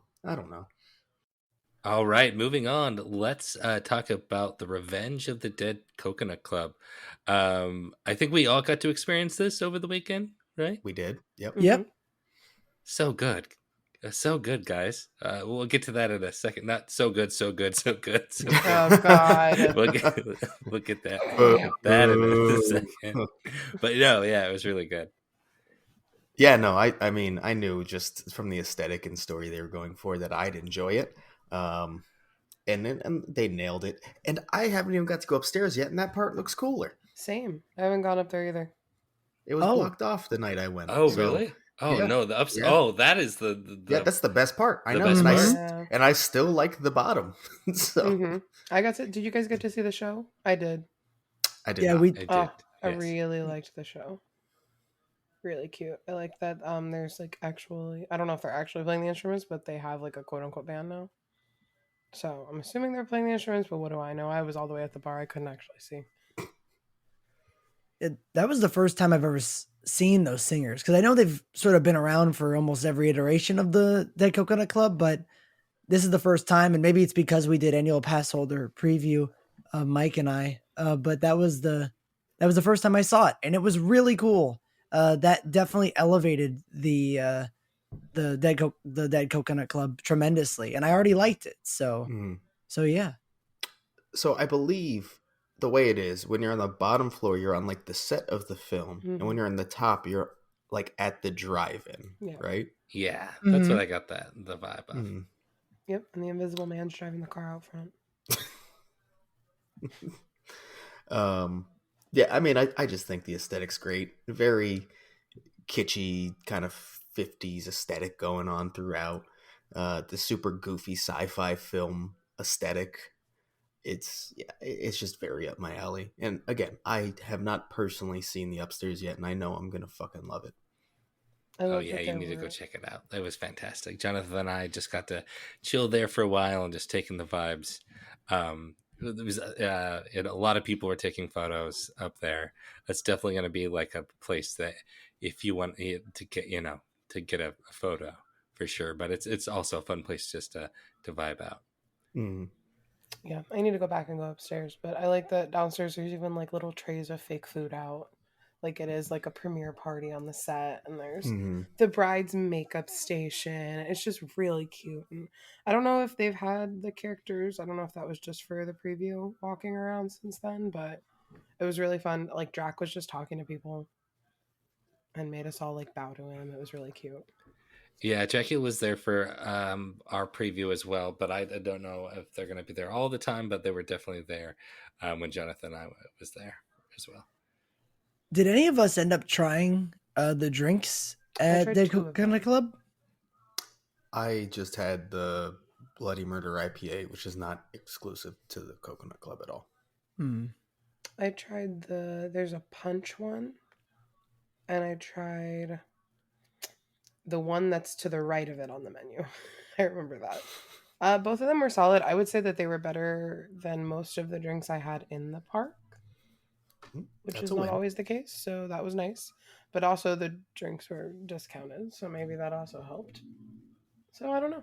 I need to go back and like try them, not in a day that feels like a blur. That'd probably be a good call. We'll all go do this maybe sometime this week. Yeah. Report back if we have anything new. Oh, definitely. Yeah, I'll definitely be making this pre-game, post-game spot for sure. Hell yeah. Let's do it. All right, well, I guess that probably wraps up the Coconut Club. So let's get into the really good stuff, into the park. I don't really think there's anything about the vibe to say that we didn't already say in the non-spoiler No. outside of like, we didn't really say what the music was, and it's kind of a very trippy dubstep at times, even electronic, at times harder rock. Like it mixes a lot of styles together, but it's all kind of like this like trippy alternative version of it all. Mhm. It's like modern haunted house music. That's the only way I can Oh, describe okay, it. that's fair. Yeah, Yeah. it's like, yeah, it's very unlike like like last year and some of the other years. This is definitely feels like background music, and Yeah. and it feels aesthetically, it fits perfectly with the event. I don't think it's going to assault anyone's senses Mm-mm. in any way. Yeah. And then I kind of alluded to it earlier, but what happens in the loop is every so often there's like a whistling, and it's Oddfellow whistling, Yes. and then a laugh that comes with it. Yeah. Mm-hmm. And like Jonathan said, they even have implemented that into the music in City Walk. Huh. I haven't noticed that yet. Yeah, we caught it. We've caught it twice now. Once like on the moving walkways, and then once all the way like in the garage, like towards the cars. We heard it. Oh, that's cool. And the first time we heard it, we were like, "Are we fucking hearing things?" There's no way that just happened here. Then we heard it again, and we found out they are absolutely still using that outside of the parks, and that is really fucking cool. Oh, that's Oddfellow's not only taking over HHN, he's taking over the entire resort. It's very awesome. And as you leave and you're tired and you're just like, all right, ready to go home, hear that whistle, you're like, yeah, I'm gonna come back. I'll be here tomorrow. If you've ever wanted to hear Maroon 5 transition into an Oddfellow whistle, that's your place. No, I liked City Walk last night. There was no music on. It was after 2 a.m. They said you get silence. It is the best, isn't it? It was The peaceful. quiet walk out. Everyone's feet Beautiful. thudding on the concrete. Should we talk about the opening ceremony? I don't know. Yeah, might as well. Let's do it. You saw it more than any of us. I saw it kind of, as well as Jonathan. Mike, I don't think you've really seen it at all, right? I really liked it. So again, I got to go to preview, which I can't believe I got to go to preview. That was wild. It's very different, but very grateful. So I got to see the houses before, during rehearsal, like obviously, and then on opening night. So some things did change, but opening ceremony is so cool. Oddfellow, he comes out on that platform above the neon sign, like we thought. He's doing his little whistle that we also just spoke about, and he invites you in. And I wasn't able to see the ground, so I know that his minions are kind of there as well from the scare zone. But I could hear some chainsaws, and the way that they're pumping the fog in, it comes like over the gate as well, which we haven't really had before, or if we have, I haven't noticed. And just the vibes were immaculate because of that. It was just like kind of this like overwhelming doom that we were about to enter, but this like really charming guy was welcoming us, and I was like, Mhm. okay, all right, sir. But yeah, I want to catch it again. We'll see. I don't know. Stay and Scream is just so tempting. But Yeah, it's very hard for me to just go sit out there and then have to wait in a long line to get in, and when I could just already be inside having a drink, chilling. yeah, that's the thing. So like I had to do it obviously for preview. I don't know if they're going to do this every night or they have, but for preview they opened the gates so everyone could see. They didn't let us go through the gate, but they opened it just for the show, and they had stanchions out. So it wasn't blocking anyone's view, and then they close the gate immediately once it's done, and they funnel everyone through the lines. Hmm. So if they're still doing that, that's even better, because if you can get in that center lane, you don't need to be right up on the gate.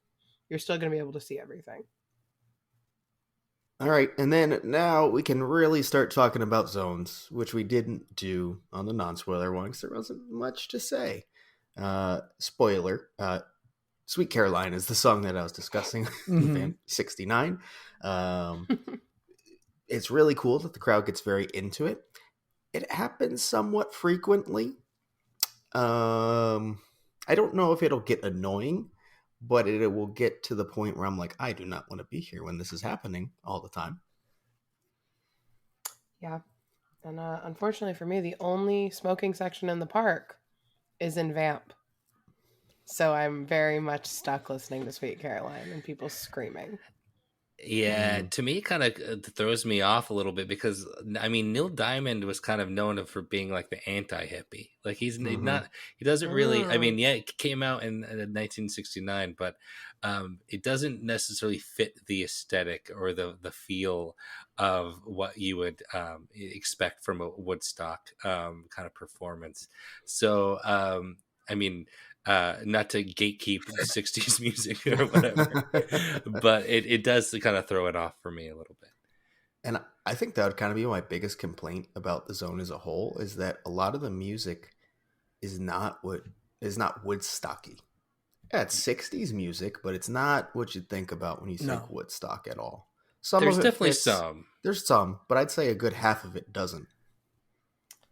I That's agree. fair. I mean, so on a positive note, because I want to I want to stay positive, especially like on the zones, because I haven't seen enough to like really nitpick. Um, we did get Age of Aquarius, Yes. and Let the Hmm. Sunshine In. I mean, those are perfectly fit Hmm. the Amazing. vibe of the film. Yeah, and also those are also kind of those are zodiac references in the zone, which is kind of an Easter egg to Hmm. Oddfellow. So that's cool.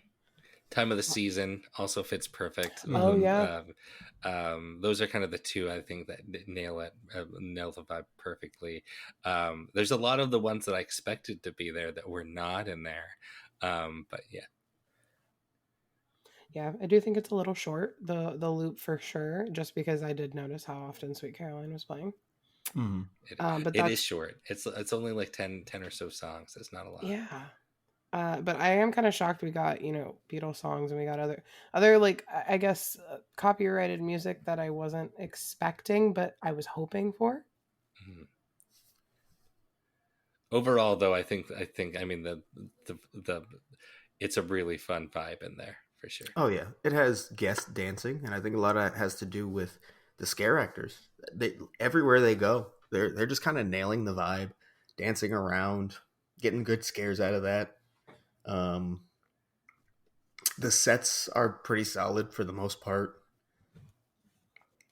Yeah, I don't know. I again, I have to spend more time in there. I can't tell if there's an actual show on the stage or not. I've seen a video of a small thing happening, but it almost looked like scare actors just kind of went up there and did it. And I've not heard a single person talk about an actual show on there yet, so I don't know what's going on with that. But yeah, just need to spend more time in there to be honest. But I think the vibe looks like a lot of fun, and the scare actors are already in the zone and killing it. So In the zone. ha ha Get it? ha Because ha. um, in terms of my thoughts, once again, we didn't get to spend much time in the zones, but this one by far seemed like was the one I got to spend the most time in out of all the zones, kind of just because of its location and Hmm. how big it is. And I loved it. I absolutely loved it. I it like I thought it was fun. I don't know what I was particularly expecting with the zone, but what I'm seeing now probably wasn't that. I wasn't expecting it to be so fun because it's so fun. All the actors already are like having like nice comedic moments as being, mixtures of vampires and victims. There are a ton of actors in here, a ton. Like last night, I was walking through. I feel like I was just ended up in between like a scare actor on my left and right, like multiple times, walking through it once, and I wasn't trying it. It just was walking straight, and it just kept happening. And it was like, whoa! Like I've never like besides Seek and Destroy, I've never seen this zone so full, and I really appreciated that. I love the dancing. I love the colors. The sets, there's not a lot, but when they are there, they're really cool and have some really funny moments. And I'm really digging it. I'm really liking this zone. I'm very excited to see what they do with more time and, time the event goes on and see how they change and improvise and, keep making the zone their own. But right now, I'm really positive on this zone and I'm really impressed with what they were able to do here. Anything else about Vamp 69? I want to experience it more. I didn't get to truly experience it. I think when I was in there, it was very rainy, and I don't think there was firing on all cylinders. But I can't wait to hang out in there. I think it's going to definitely be one of my favorites. And I guess from here, let's just keep going around in order, clockwise, and go to Shipyard 32, Horrors Unhinged. Hellblock Horror. Sure, that. So this is the one that I spent the least amount of time in, and it's not even close. And that's saying a lot because I didn't spend much time in the others at all. It looks cool, I guess. I mean, the sets are cool, the lighting is cool. It's one of those point at these characters that you remember from the past.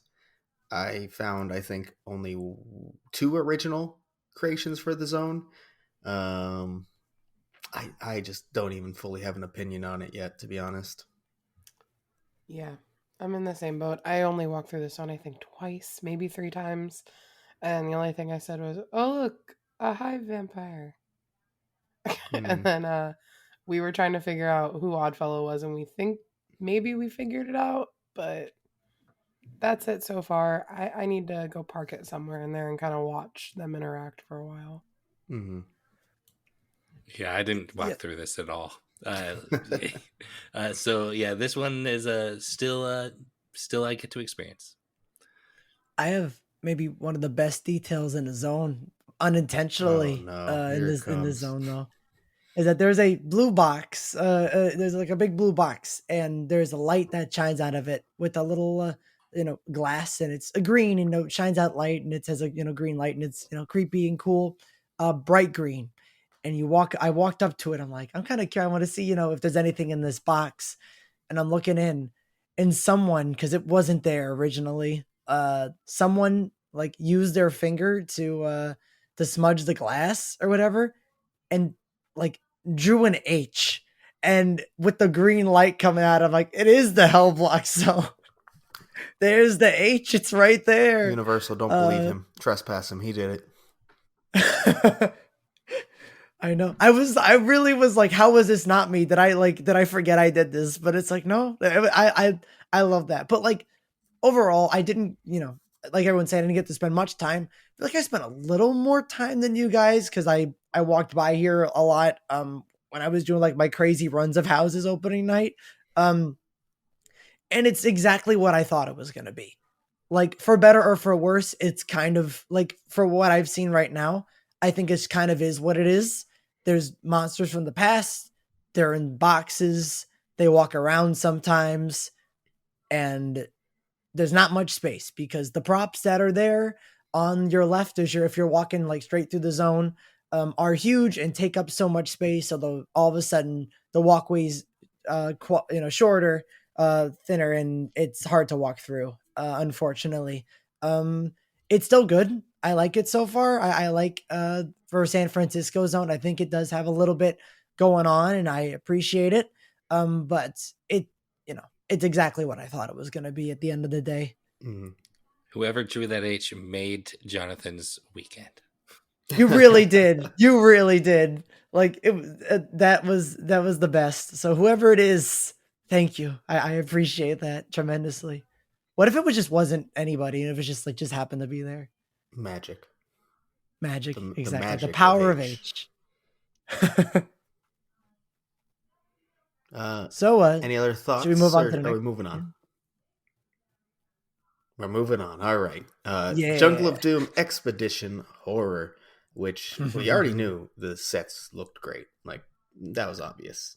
I gotta say, my first couple walkthroughs, there was like 3 total scare actors. So I finally yesterday got a good walk through it. I think the Oddfellow at the front and kind of how it portrays the story, this is like the first in the timeline. He's young. He finds the skull, and you can kind of see the power come from that in his little show. I think that's really cool and adds a lot to just the event and the lore behind the event as a whole. I think the creature design looks really good when they're out there. The paint jobs, similar to Dark Zodiac, are also phenomenal. The colors are so bright and vibrant and really stand out. I do think it's a bit dark for that, though, because when you walk through it at night, you can't really see that. So like Jess mentioned earlier, maybe go through this one during the day so you can really get a good look at it. But I would also like to see them kind of like work with the lights a bit, brighten it up just a tad so we can actually see these really cool character designs, because they're either in pitch black or hidden behind extremely thick fog. And it's cool. That can be scary, but I also want to be able to like actually see these characters.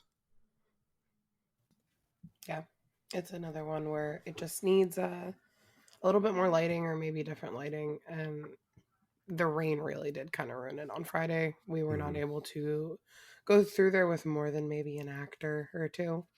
I've been able to see the Oddfellow show a couple times, and I really do enjoy that. I'm a lot more optimistic about this zone, even than I was from our hype list episode. So I can't wait to see kind of where it goes. Yeah. I mean, this I was obviously super hyped for this. This was my number one hyped on our hype list episode. And right now, I really haven't been able to see much during nighttime. And I want to. I really want to. I especially without the rain and with full actors, I really want to see what the zone can do. From the daytime, already, once you like you said, costumes gorgeous. The lighting, even during the daytime, but nighttime as well, in the trees is perfect. And I really like the sound design. I really like the sound design here. It might need to be a tad louder, but the music in it and the sounds of animals and nature really immerse you into the environment, and it's very good. I need to give it a lot more time, especially at night. But I think this is going to be a really solid one. I just need to see it more. Mike? Yeah, I think I'm gonna really like this zone for a Central Park zone, and I'm on the record that these aren't always my favorite. I think this one of the Central Park zones is going to be my favorite for a very long time. I think this is going to be good. I'm going to need to have some more runs. I think you're right, Duff. That first opening night, there was really not a lot of characters in there, but we did get to catch the Oddfellow little show, which I thought is going to be a fun element in addition to this zone. I can't wait to see it fleshed out. All right, so let's keep pushing on to Hollywood, where we have Dark Zodiac, which for me is almost the same exact situation as Jungle of Doom, where night one just didn't get a lot out of it, and the walks, there just weren't a lot of scare actors out. The lighting was kind of off, and the fog was like literally blocking full stages. Like not just when you walk by, but like the entire time I couldn't see full stages. Yeah, there. Duff and I walked through this, and I just heard Duff behind me. I can't see shit. Yeah, there was a lot of fog, a lot of fog in this. And like that's cool. You can use it to an effect, but like to the point where I can't see what is happening at all. Like that's not. I understand some people just want to get scared, and that's the point. And fog can do that because a character will come out of nowhere. But you have these nice, beautiful sets that you worked on. I literally couldn't see them, like at all. I did get to see them better again on Sunday night. Finally, is where I really got some decent runs on the scare zones. But again, they kind of looked better in the day because it was still just dark when we walked through at night, and I couldn't take in all the detail in these characters' masks and costumes, which I think look phenomenal. And I think it was hindered even a little bit more than Jungle of Doom was in that sense.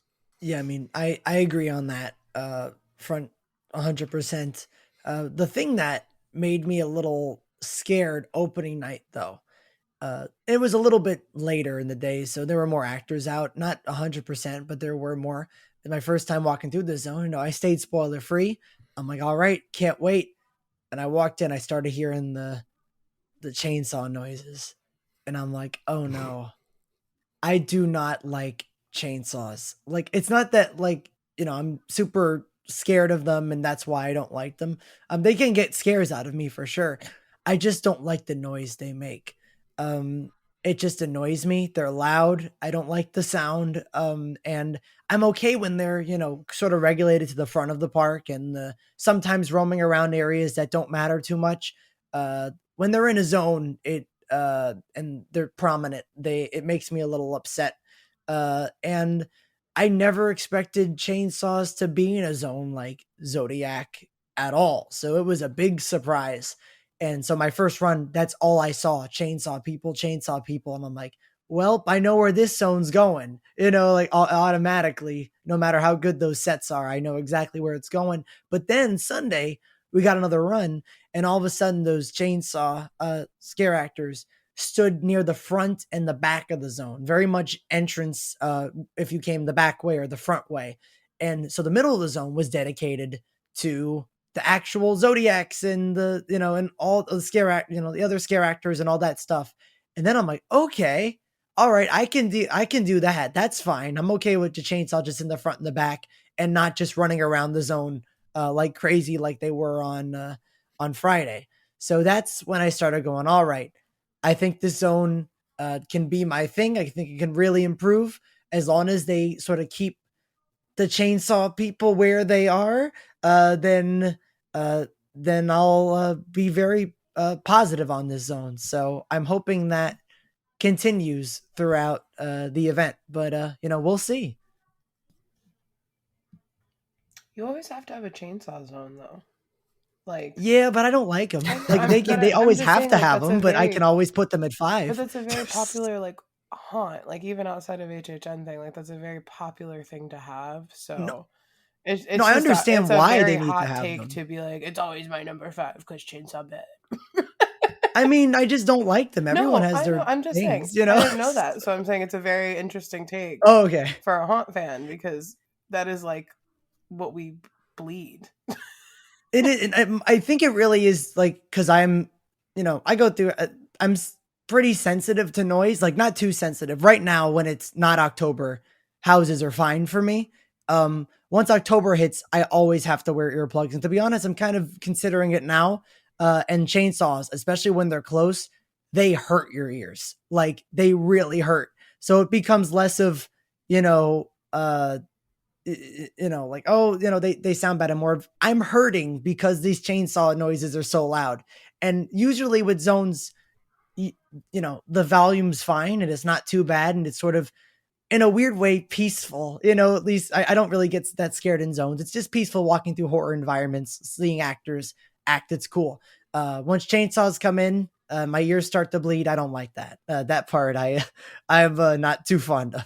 Funnily enough, while I don't share the thought because it like hurts my ears or anything, I do think that chainsaws, not always, but in scenarios, can be a huge detriment because it can kind of, and I think Dark Zodiac's kind of one of those, where a chainsaw, like just the sound of it going through with what is happening can kind of throw the vibe off a bit. Like that's not the kind of scare I expect in here, and that Mm. really fits with what's going on. And I do think one or two, it's not a problem. And it seemed like they weren't just sitting there revving them nonstop like you would get like in chainsaw hordes or just other zones where that are more chainsaw reliant. But I do see where you're coming from in general with that. No, I mean, actually, Sunday, that was the best time I've seen them, because you were right. That day, they were not revving like, they only revving when they needed to get like a scare, as people are walking by, and that's fine. But they were pretty quiet. Friday, though, oh God, that whole zone was chainsaw noises. I couldn't hear anything besides the chainsaw noises. And I was, I was like, oh no, but I think they're going in the right direction, and I hope it stays that way. So yeah. There is definitely a bigger story here that I want to say I can't even take Friday into consideration with the zones, because I don't think show direction was being used at all because of how wet and kind of fucked up every zone was. Yeah. So I hear you on Friday with the chainsaws, but I just think that was chaos in general. So like, I hope so. Yeah. there is a story that is being told, and you have to kind of hang around for it. And again, I'm just a defender because like I've had people explain this to me, and like friends in the zone who have like broken it down based off what they've been told. The chainsaws are the protectors of the zodiac and their power. So they are supposed to hang out in the front and the exit. That is literally all they're supposed to be at, which is why I think Friday was so weird, because they were all just running around and I didn't see any zodiacs that night. So there is supposed to be, it's just supposed to be the protectors, and there are celestials and there are zodiac signs. So that's why you have some of these creatures that don't have zodiac signs on them, but they have elements of multiples and all of that. So there is a lot more, and this is very much like the high concept zone, like we were expecting, where you need to hang around and kind of get that story. And the actors kind of need a chance to tell that story, and they're not there yet. It's day 3. So it definitely has a lot of room for improvement, and I will not deny that. But I think your hatred for chainsaws specifically, there were no other zones that they could go in this year. So I understand why they got shoehorned into here, because they would have been very weird in Vamp, because it would have been noise pollution where we needed the audio cues for the music and everything. Like it would have made no sense in Jungle, and it wouldn't have made no sense in Shipyard. So I kind of get why this one was shoehorned as the chainsaw zone. I hate it, but I get it. And I like that the protectors, they are wearing like the astrological signs, and they have like those kind of like spiky masks. It's very different. It's a little harder. It's a little more like metallic, like pulling those elements of the zone than the actual zodiac elements, which I kind of really like the juxtaposition of them versus the zodiac characters. Yeah, I agree with you, Jess. I don't think Friday really counts. And because I only went on Friday, I am not really forming any opinion on any of the zones. But I do think that I'm going to really like this zone. I think there's a lot of fun stuff going on here. And can't wait to get a better look at it. Yeah, they all need work, 100%. And, I know that this one, you need more backstory, and they haven't had a chance to tell that story. Vamp as well. Like, I would argue, they really haven't had a chance to kind of like start rocking with all the cylinders. Oh yeah, not at all. Any last comments on Dark Zodiac? Go look at it during the day, because the paint jobs are fucking beautiful. I just wish they would have used more highlights. What Jess said. All right, let's go to the front of the park in Dr. Oddfellow's collection of horror. Gonna be honest, I have not seen a lot in my time there. I have not seen Oddfellow's show. I have still enjoyed it, because what I have seen of Oddfellow, going back to him just commanding your presence and being a really fun character. I haven't even personally interacted with him. Like, I've just watched him interact with other people, and I've been like, ooh, oh my. Yeah, I have to. I think this is probably the top zone where I have to spend the most time in, which is kind of tough because of the area. But I've just seen like the absolute least of this zone, and yet I'm still. It's not like a bottom zone for me, even. So Interesting. I look forward to seeing a lot more of it. It's my favorite table of contents zone so far that I've seen. Hmm. And I did get to see his little mini show in front of the caravan. And I was very much called out in front of an entire crowd of strangers by Oddfellow. So it's really fun if you can catch that. I don't know how often he does it, but if he's on his stage and people are starting to like gather around, hang out for 5 minutes because all he does is talk to the crowd about what zodiac signs they are. But that man looked me up and down and asked me which fire sign I was, and then read me for filth on it. So yeah, it's an experience, and I'm really into it. And I like that we got characters that are just in that zone with his like minions. They're kind of like those high fashion looking vampire people. Mm-hmm. I think there's only a couple of them, but just having characters that are special to that zone, I feel like makes a huge difference. You still have the ones from the other zones, but I really like that touch. I think it really, really does improve this kind of table of content zone from others we've had in the past. And we finally got what we've been begging for in this zone, and that's a hot mic. Mm-hmm. And he's going up there, and Yes. it's not just a show. He's improving every time. Yeah. Fully. There's not like a script, you know. He is just going out there and, like you said, from what I've seen, just picking on guests, basically. What He he's doing knew. in the streets, but on a stage instead. He knew everything about. He did like I want to say 6 or 7 different people, and they were all different zodiac signs, and he knew the good and the bad for every sign and what element they went to, and Mm-hmm. yeah, and we found out he's a Scorpio, Halloween, obviously. So just really interesting stuff, and I kind of want to try to catch all of the different actors playing Oddfellow and see kind of the different spins they put on him now that he's got a live mic. I can imagine that getting really fun later into the season once he's really feeling comfortable with the character and what he can do. So I definitely look forward to spending time there. This mic'd Oddfellow makes the zone. It makes it. It's what this type of zone needed. Like you just said, 31. Pumpkin Lore was there and people were taking pictures and it was great, but he just said the same things and it wasn't even that long of a loop over and over and over again. So you just started skipping the zone. You're like, all right, like he just says the same things. I'm going to move on. This time you have reason to stay because he's going to say, Oddfellow's going to say different things every time and he can talk to you specifically or someone else specifically. And that's really cool. This is how you do a new icon. You get everyone to fall in love with him. He talks to you. He doesn't just talk generally. And that is, a great way to get people to understand who this character is. Literally have what you can ask him questions about, like exactly his lore or stuff like that. And I'm sure he has answers for it. And that is really amazing. I love it. Honestly, that part alone, is the most important part. Everything else is cool. And I like the costumes. And I really like the way that since it's in this area of the park, it really is encouraging you to go through the story in the correct order, which is really fun. It almost like when you see the openings of just his little collections from all of the eras he's been in and all of the situations he's dealt with. And then you actually enter those timelines in order. It's a really beautiful thing. And I think it really comes together quite well. I haven't been able to see the show personally. I haven't, honestly, this is the zone I spent the least time in out of all of them.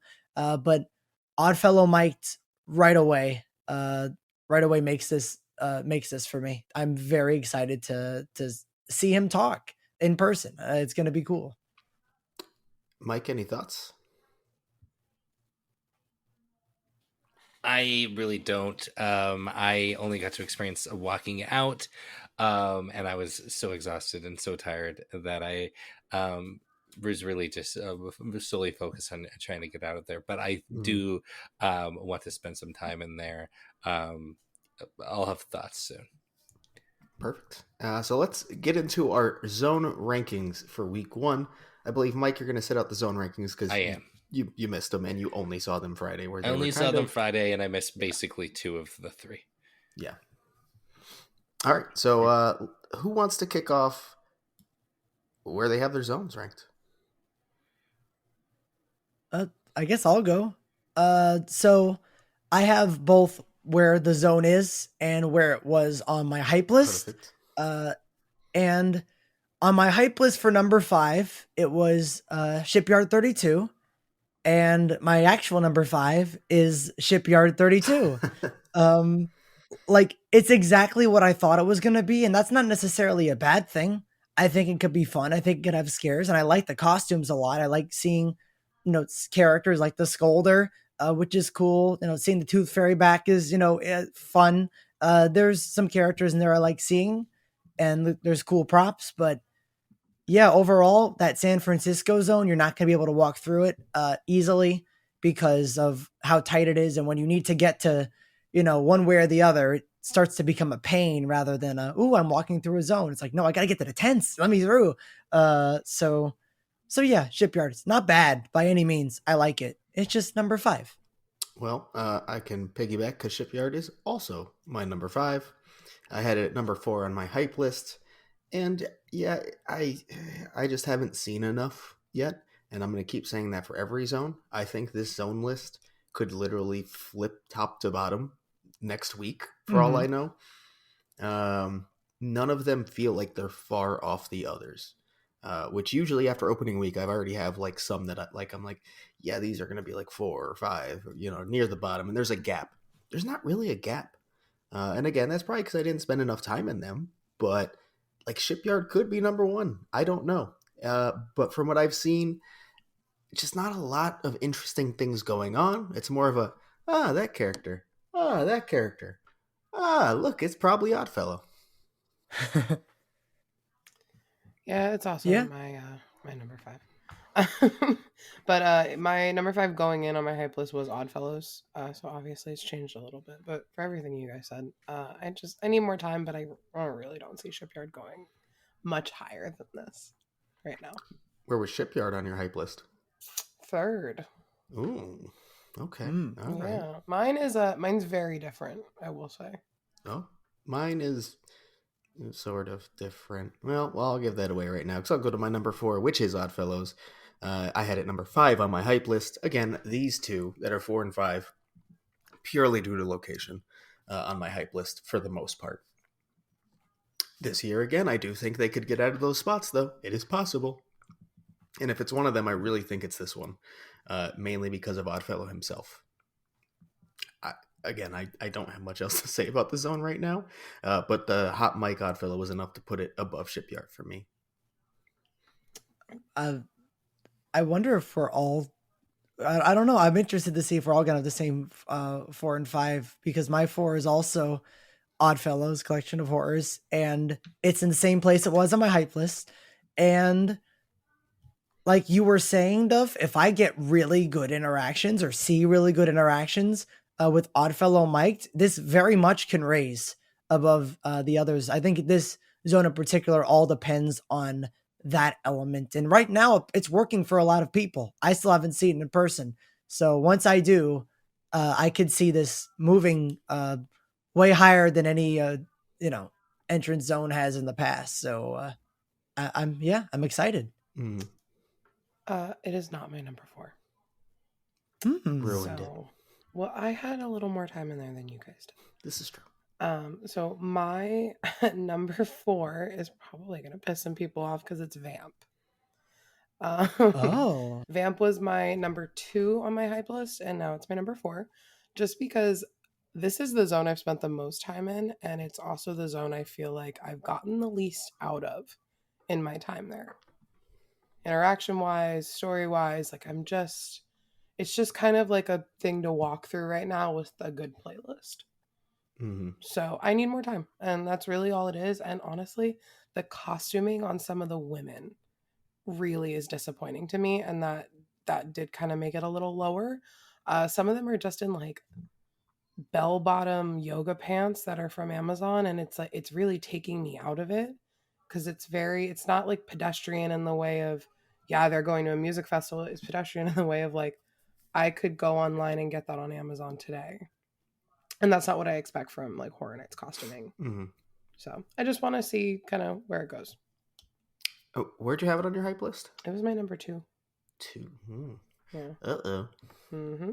Well, I can ride right in off that because Vamp is my number 3. Basically the same reason as you. I have spent the most time here, yet I haven't gotten the most out of it. The 2 that are above it, I saw a lot less of, like completely saw, not just time-wise, but have seen less of. But those things I saw, it's almost like I'm still kind of going off hype in a sense because I've seen so little that I'm more excited to go back to those and really check those out more. Where Vamp, I feel like I've kind of gotten a good amount. I still want to see a lot more of it, of course, but it hasn't shown me too much yet. It's just kind of a fun zone to be in. That's about it. And I also had it number 2 on my hype list. So my number 3 is Zodiac. And it was number 2 on my hype list. And I mean, it's really hard to count Friday. It is. But when you only really see it 2 times and one of those happened to be Friday, I think those are the only times I really like actually focused in the zone. It's gonna be lower, but this has probably out of all of these. I mean, all of these can improve really, but I think this one out of all of them can really jump up uh once that Friday interaction starts leaving my brain and the new stuff starts pouring in, and seeing how it goes and evolves. I think it could really rise. But yeah, just because I really spent no time in, and one of those I really did not uh enjoy myself because of the constant chainsaws. It's gonna be a 3 for now, but it's probably not staying there. All right. What number are we on? 2, 3. 3, 3. Sorry. My number 3 is Jungle. I'm just Jungle of Doom. I'm sorry. I just put one word, Jungle of Doom. And again, it's all of these I feel like are just going to be because of time. Sorry, going into this was at number 4. So it has gone up.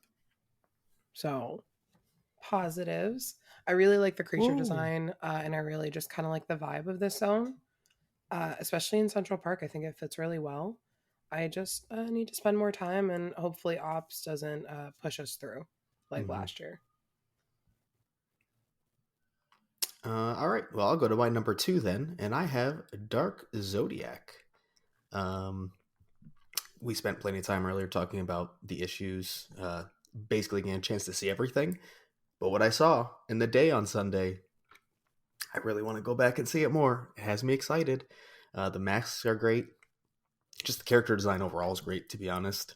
I want to see more of like the actions they're taking and what they're doing, because I've really seen almost none of that. But it just has me really excited to go back and check it out more.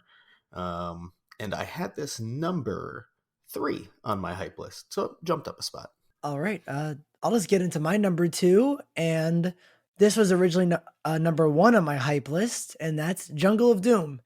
And to be honest, I think the only reason it's number 2 right now is because we're saying this for everyone, but I really have not gotten a lot of time to spend in here.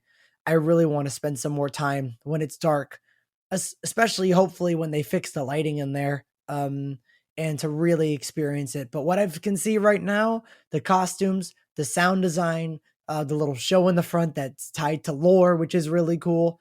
I love it. I really love it. And I can easily see this being my number 1 after more subsequent runs. And hopefully if they fix those some of those issues, which I think they will. I have a feeling so many things were affected by the rain that I'm sure this coming Wednesday or whatever, a lot of things might change, and a lot of lights and a lot of certain things might all of a sudden turn on. And it's like, oh, this is how everything was supposed to look. So yeah, number 2 for now. That's actually a great point. I feel like we might show up Wednesday and there might be a lot of changes or nothing at all. Yeah, it's either or. I hope it's the former. Oh, me too. So my number 2, it's my biggest jump from my hype list to week 1. It is Oddfellow's Collection of Horror. So I said it, my interaction with him really did leave an impact, and just kind of everything. I think it's a great entrance. I think it's a good introduction to the event and kind of what you're going to experience. And I can't wait to see just how much more we get out of Oddfellow in the next 2 months. I completely understand why that would be there for you, especially. Yeah. Because you've had that lucky experience, which hopefully this week there's a lot more time for us to do that. I'll get Oh, it too. we'll make it happen. I will stand there happen. and yell your zodiac signs for you. All right. Well, my number one was also number one on my hype list, and that is Jungle of Doom. And it's kind of the same reason it was on my hype list, because a lot of this is still hype. I think the sets look phenomenal. I also now know that the character design is great. It looks really good in the parts that are lit well. And I think the Oddfellow show at the front is just a lot of fun. It just has a lot going for it that makes me really want to spend a lot of time in there, even though that can be hard in that zone. But it has a lot going right for it. So I'm excited for how it grows over the season.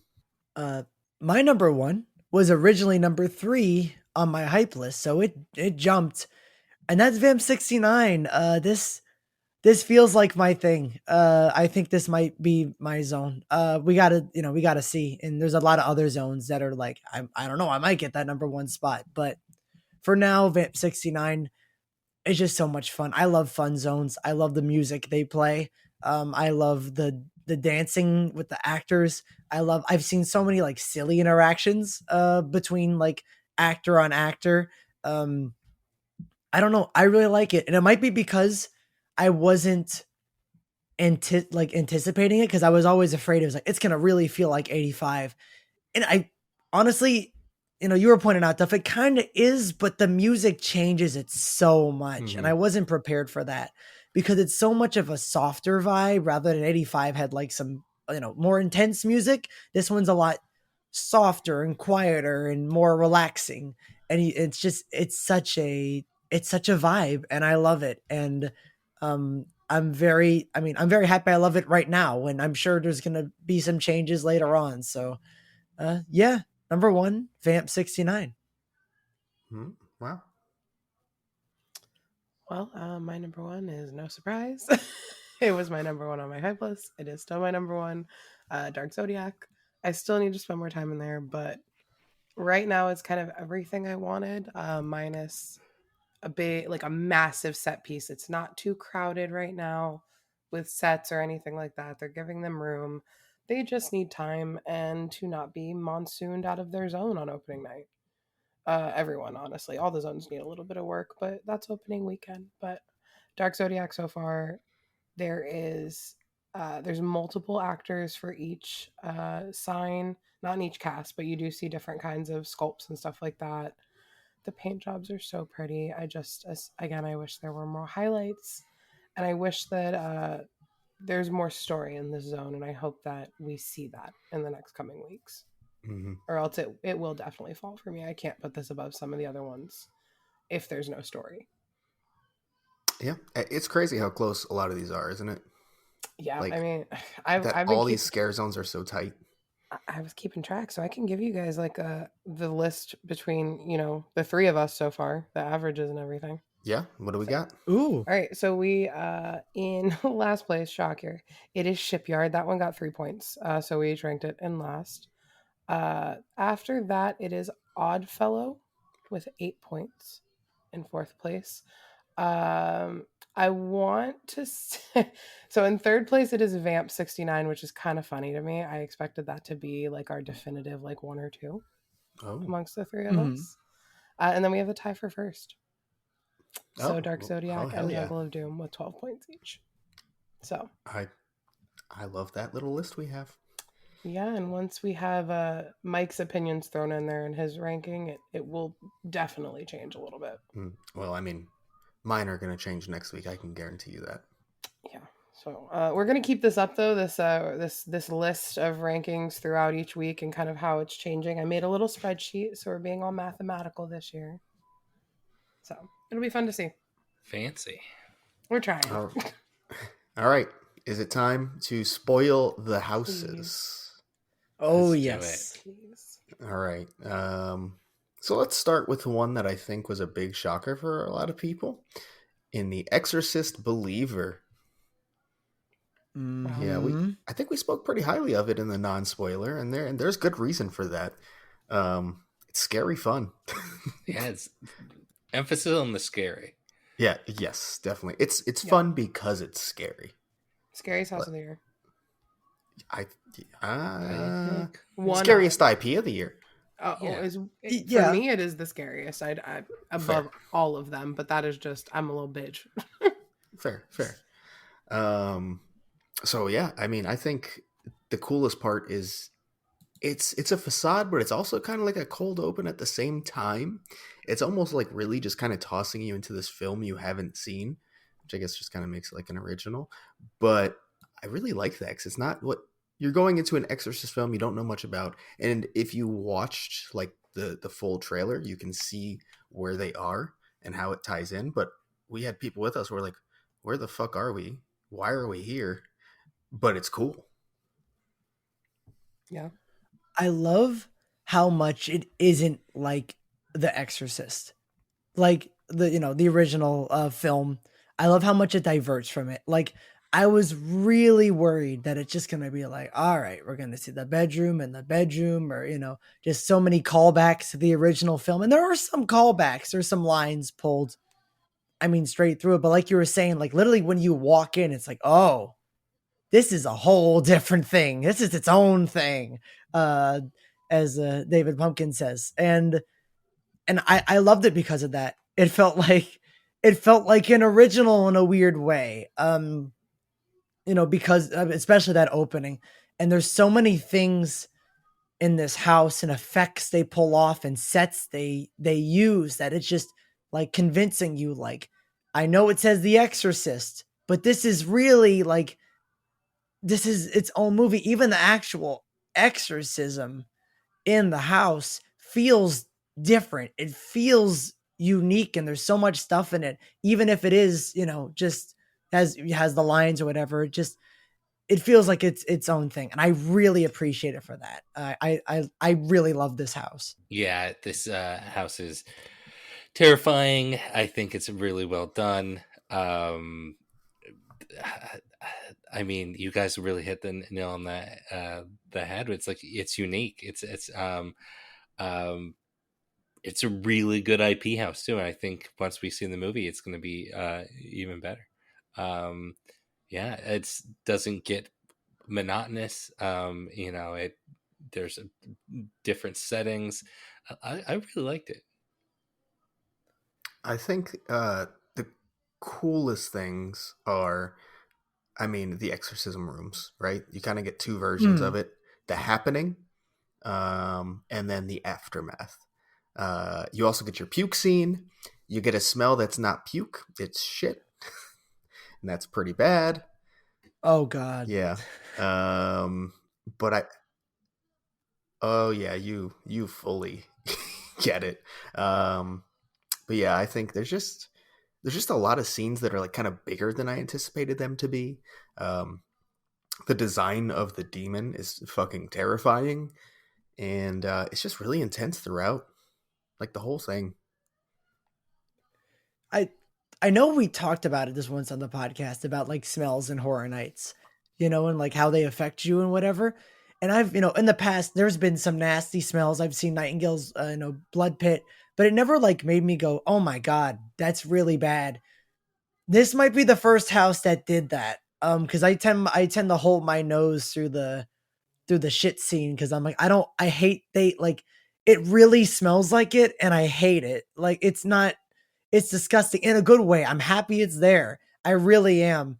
And the fact that they got it like so, like, I don't know, like it really smells like shit. It's just like, all right, that's impressive, but oh God, it was disgusting. But that's how a house is supposed to make you feel. So I'm glad it's there. Just it was strong. My only I have so many positives about this house, and I could go on and on. I think my only gripe is that there are a couple of rooms that are very big that feel like there's not much going on. Like there's might be one actor in a big room, and stuff like that. And that works sometimes, but I feel like this house uses it a bit. But other than that, like this house won me over, and it definitely has encouraged me to maybe watch the film because it actually seems pretty interesting. And then watch this be all original, and you go watch the film, and it's just like another Right. generic movie. Jess, anything? Just, yeah, I feel bad for talking shit about the house, but that's part of hype list and that's part of going into the season. But genuinely, my scariest house of the year. Consistently, there are others that in the daytime are actually Fair. terrifying. Yes. But yeah, I don't know if this makes me want to see the movie anymore. I just think that Orlando did a really good telling of a new movie. So I'm not running out there to go see that, but that's how I am about the Exorcist franchise in general. So I'm really happy that we got this version of the story in Orlando, and can't wait to see kind of how more aggressive these actors get because they're already in our faces. So, all right, let's move on to Stranger Things season 4. do we have to? Well, how about let's start off on a positive note, and I know Mike, you have the nicest things to say for sure. Yeah.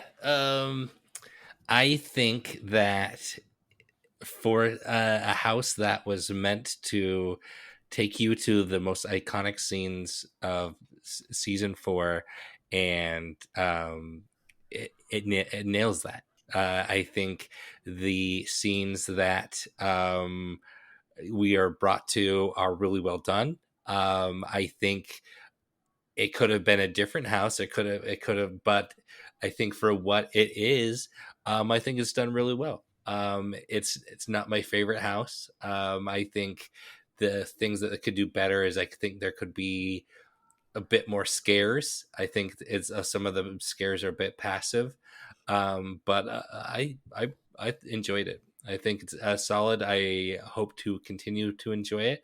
I only got to do one run, so we'll see if that excitement stays up. Mm-hmm. Cool. Much less positive on it from me. I think my two favorite scenes are the same exact location. They're both times you see Eddie's trailer. The first one, the recreation is just so spot on.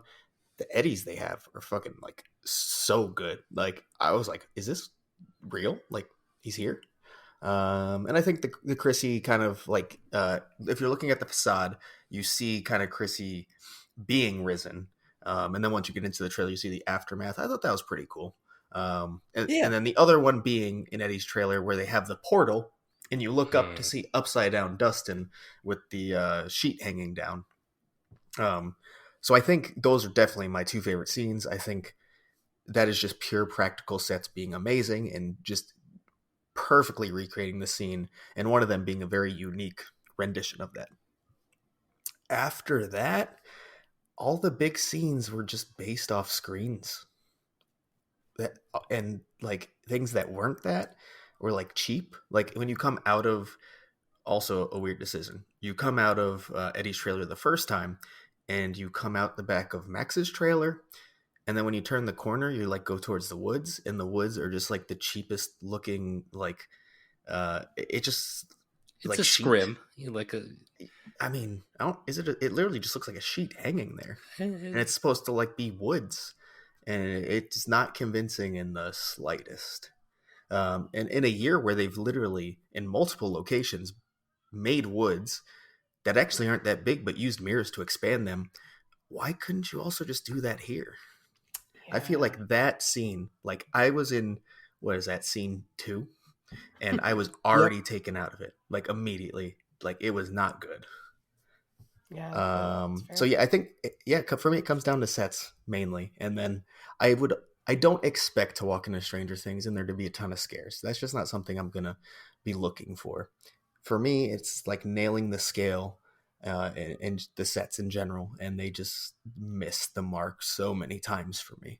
And as you had mentioned earlier, Mike, the transition hallways being the worst of them, because it felt like some of them, there was like just no thought or effort put into them, to be honest. Yeah, definitely some of the transitions were afterthoughts for sure. You can tell. But I do think that the big scenes, in my opinion, make up for some of the transitions. I mean, they didn't pull a full Marty and did Black Walls.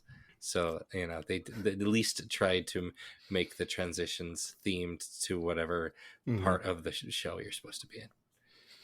Yeah, but some of them like that oh my god, the Nina project, or I don't even know if it's that, the 11 mannequin scene, it feels very Hollywood.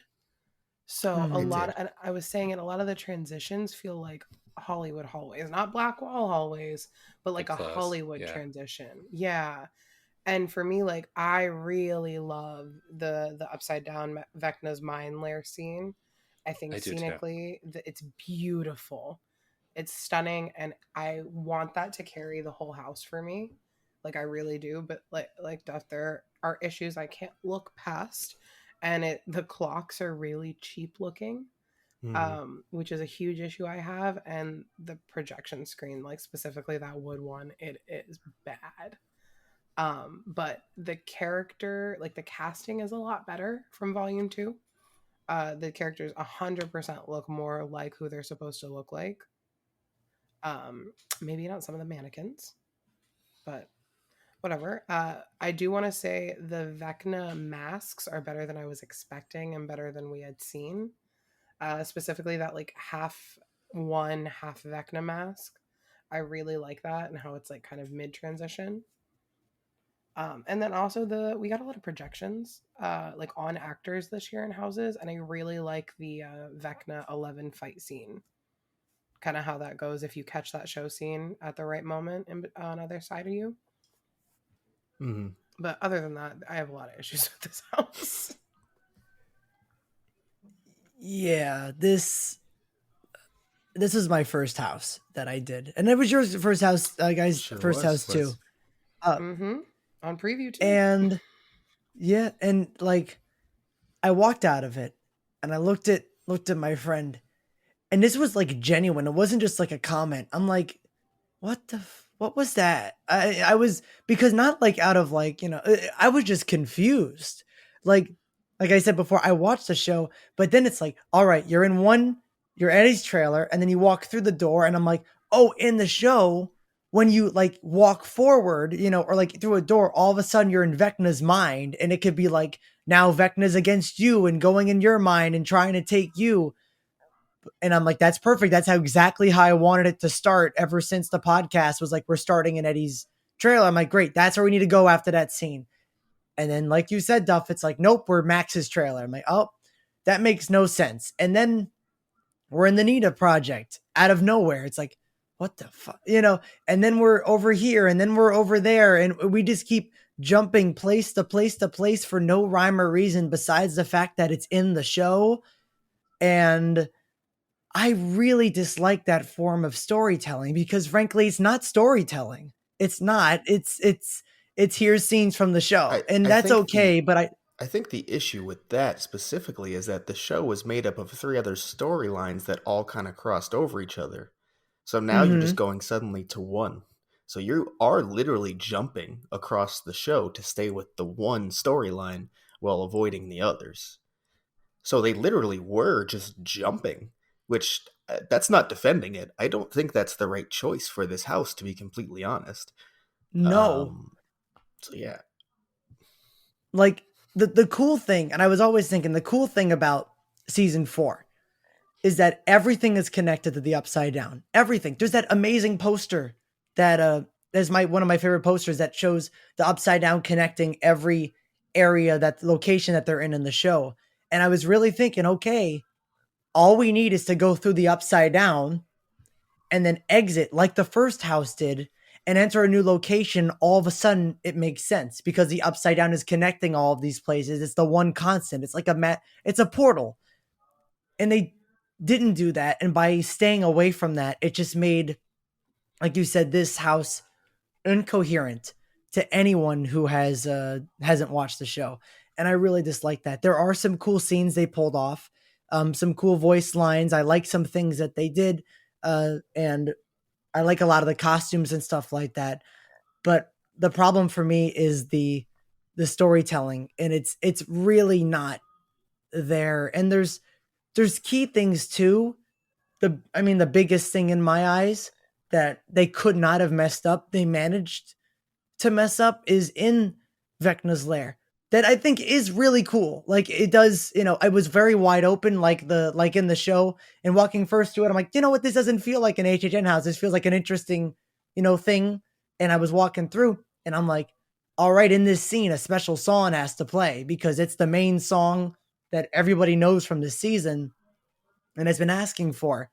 And I was trying to hear it. I'm like, all right, where is it? Am I missing something? And then right as you exit, you start hearing it. You start hearing Run Up the Hill. I'm like, what the what? They don't actually blast it in the room or even make it like at least audible enough that you don't have to like listen for it, that you can just hear it. It's just barely there.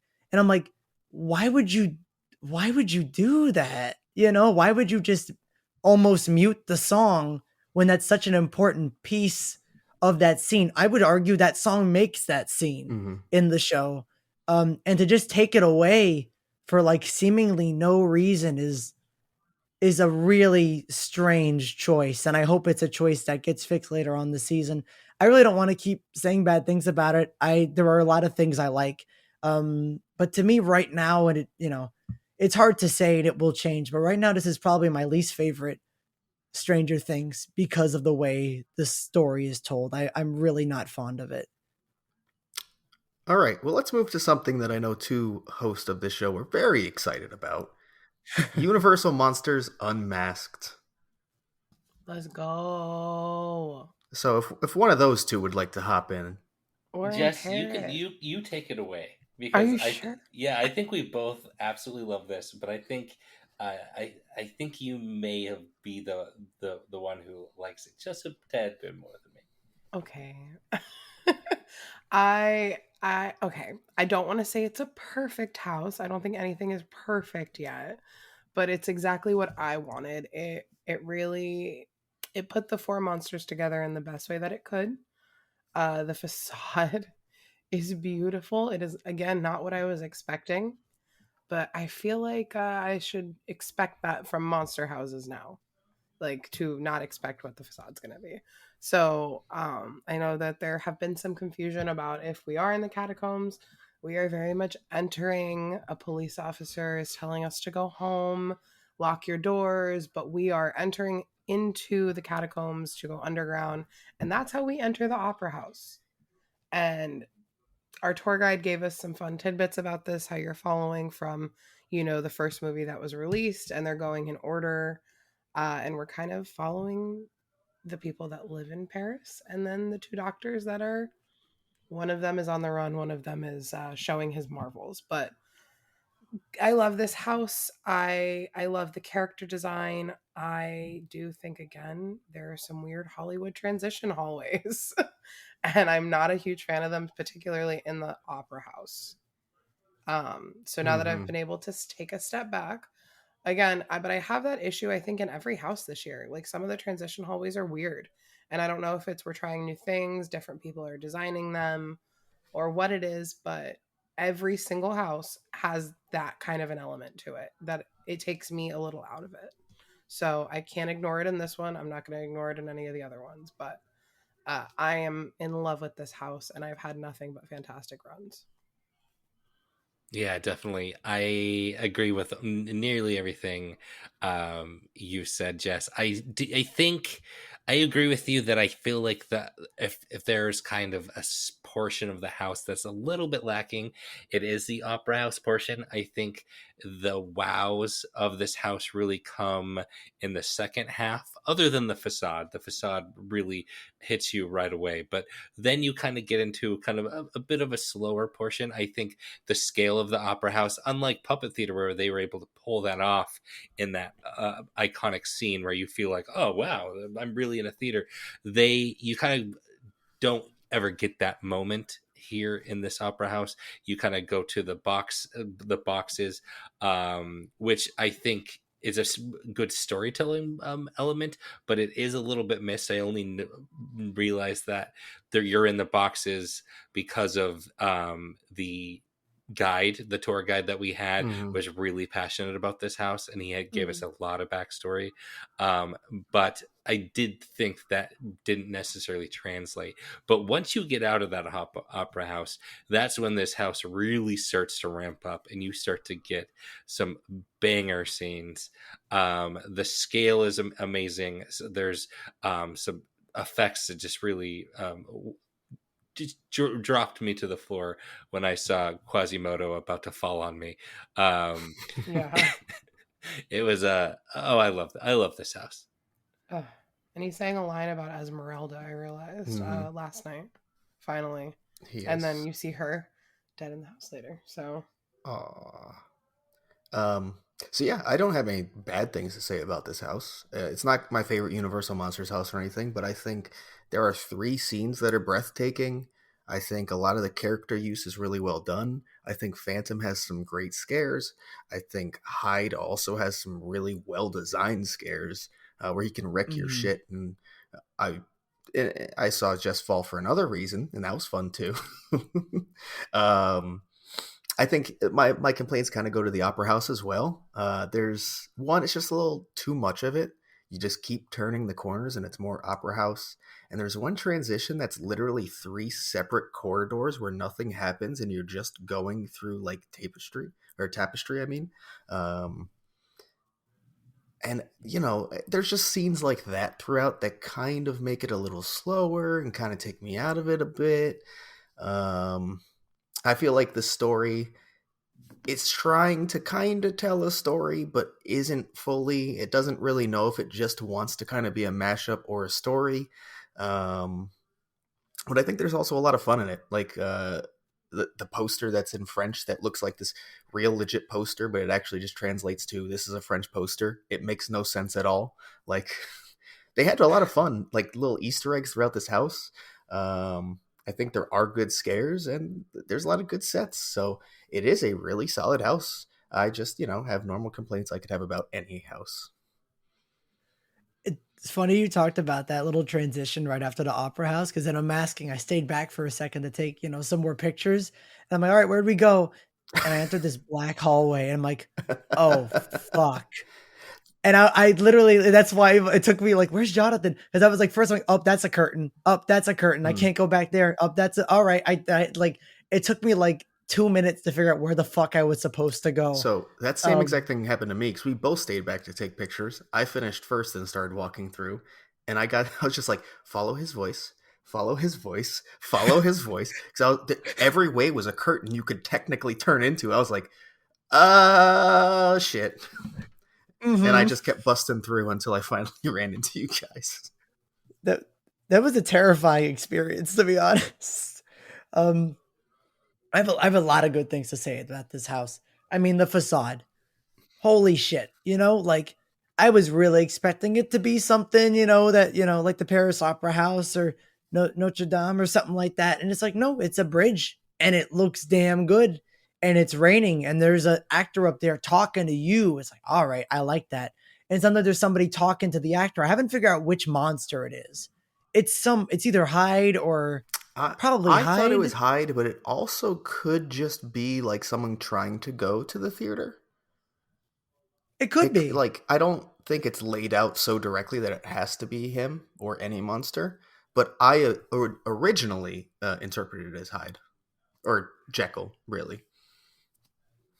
I definitely need to pay more attention to that. And hopefully, because apparently he has a lot of triggers up there, and he can start a lot of stuff. A lot of different dialogues. So hopefully, we get there, we get that trigger, and we can see, find out who that is. Mhm. I like to because I feel like I always miss it right when it's starting. I'm like, God damn it, I just want to see what that is. I think the Phantom's Lair is absolutely gorgeous. Has some really well placed scares, and it's just really beautiful.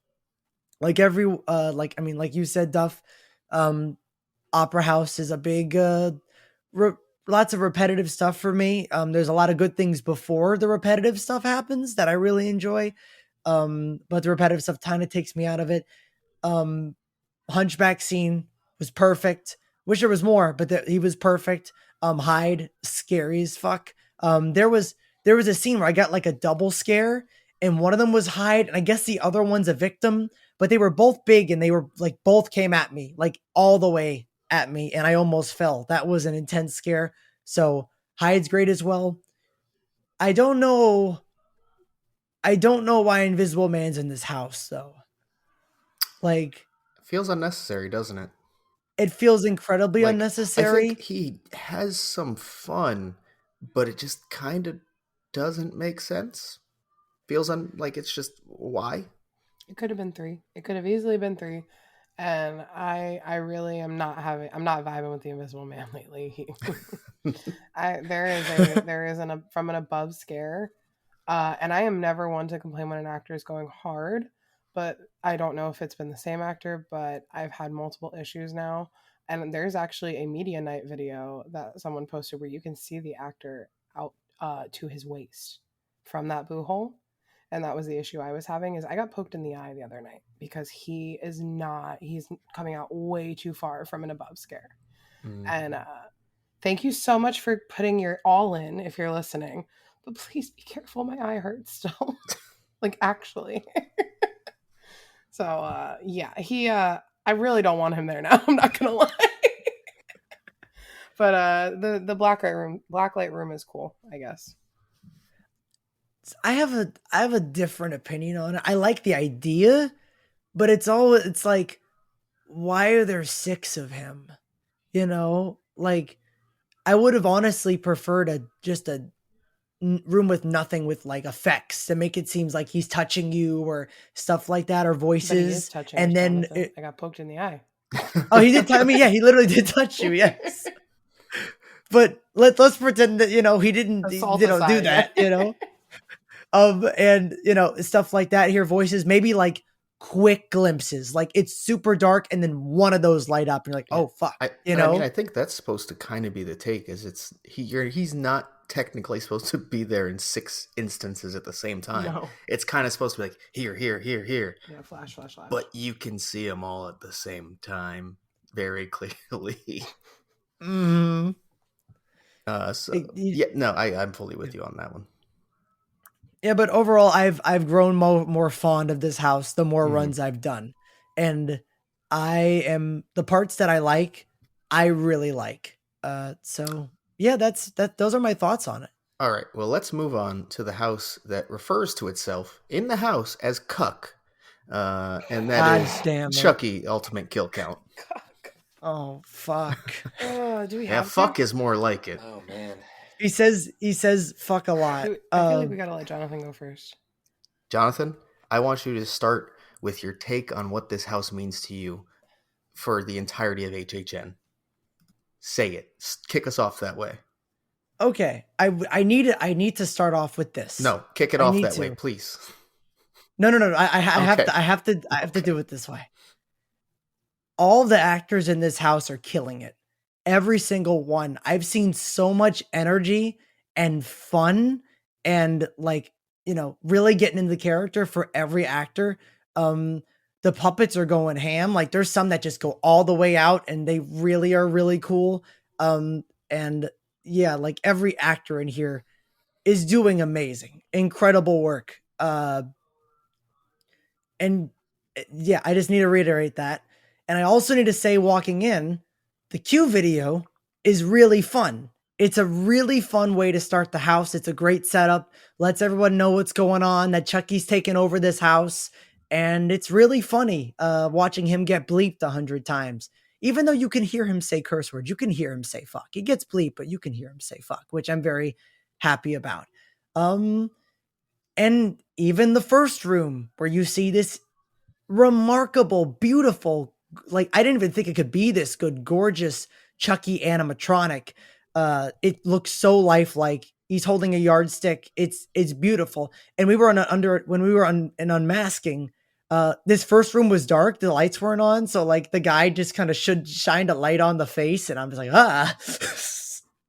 like it's realistic. It's terrifying and it's great. And then you enter. Jonathan, I'm waiting for you to say the thing. it might be my least favorite house of all time. Hmm.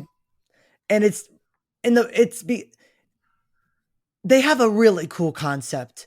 It's really fucking cool. Like I like the idea of, oh, this house, is bad. Chucky's pissed off because Universal doesn't care about him, right?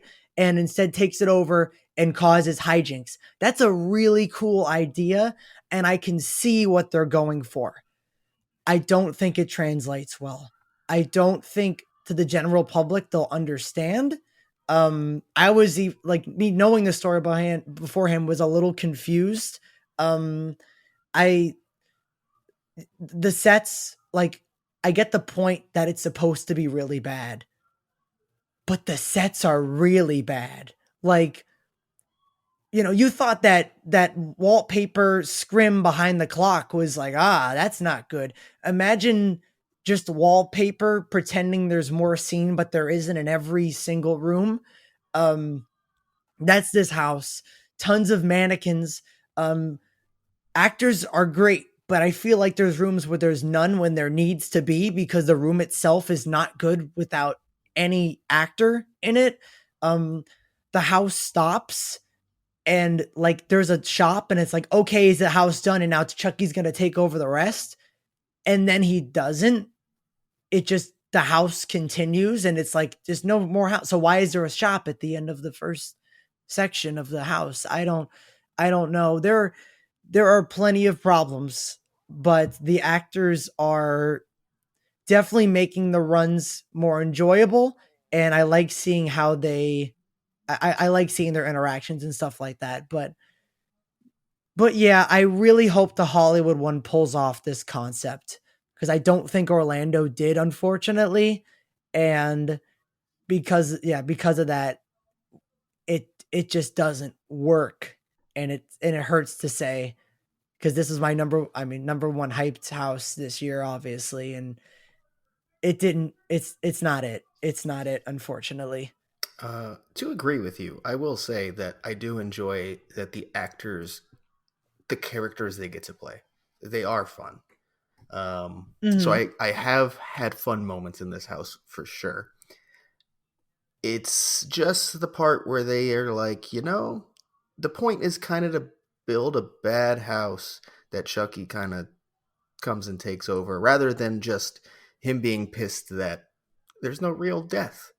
It was a bad house first. But doing that means we actually have to walk through a bad designed house. So that's what it is.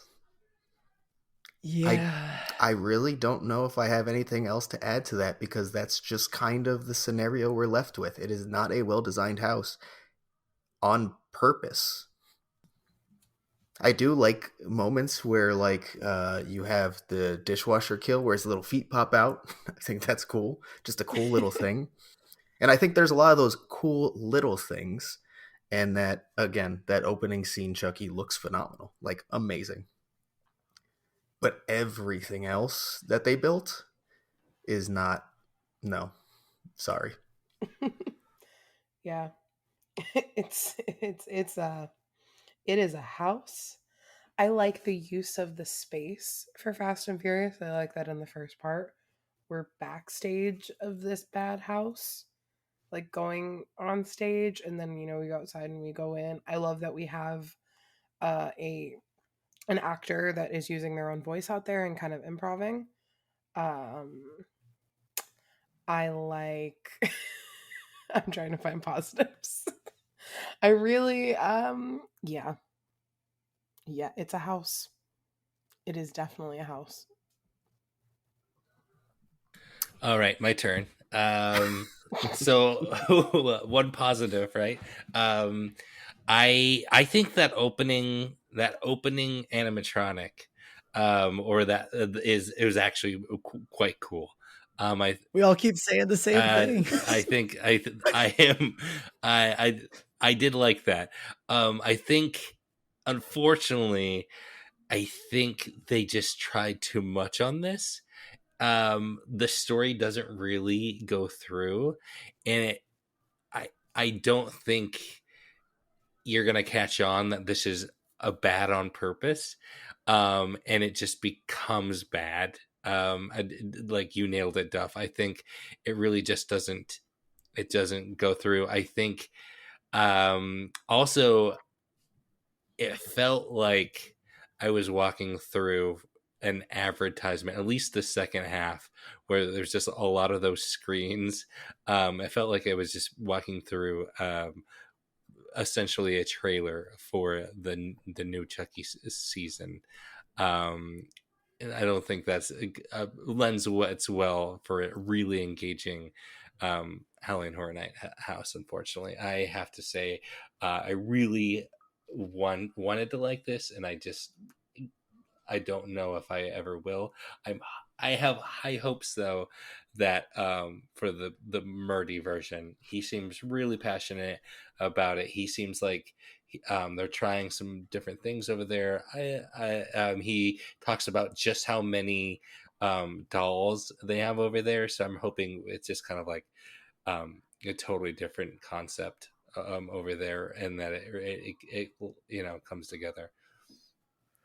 I really think if they just stuck the bad concept, right? The bad house, like the bad on purpose house, and that's the route they're going for, right? They stuck at the two scenes, like two that are very bad, and then Chucky goes, "The fuck is this?" and then takes over, and then either like goes in the back rooms to Universal and starts like killing, going in the back and killing everybody because he's angry, or like finds a way to change the house. And you can have a bad house setting with like effects and crazy magic shit, or I don't know, like that it really shows like no, he's really breaking into this house. He's like, there's stuff happening that like the house goes wrong and you really feel it crumbling, and other things start appearing. But it doesn't work that way when the main Chucky's only real interaction to like how he's gonna just mess up this house and kill guests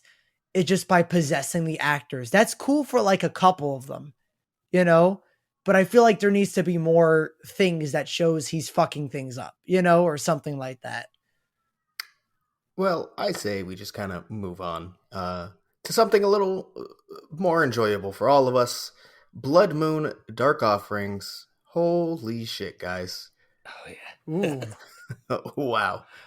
Well, not what we expected fully.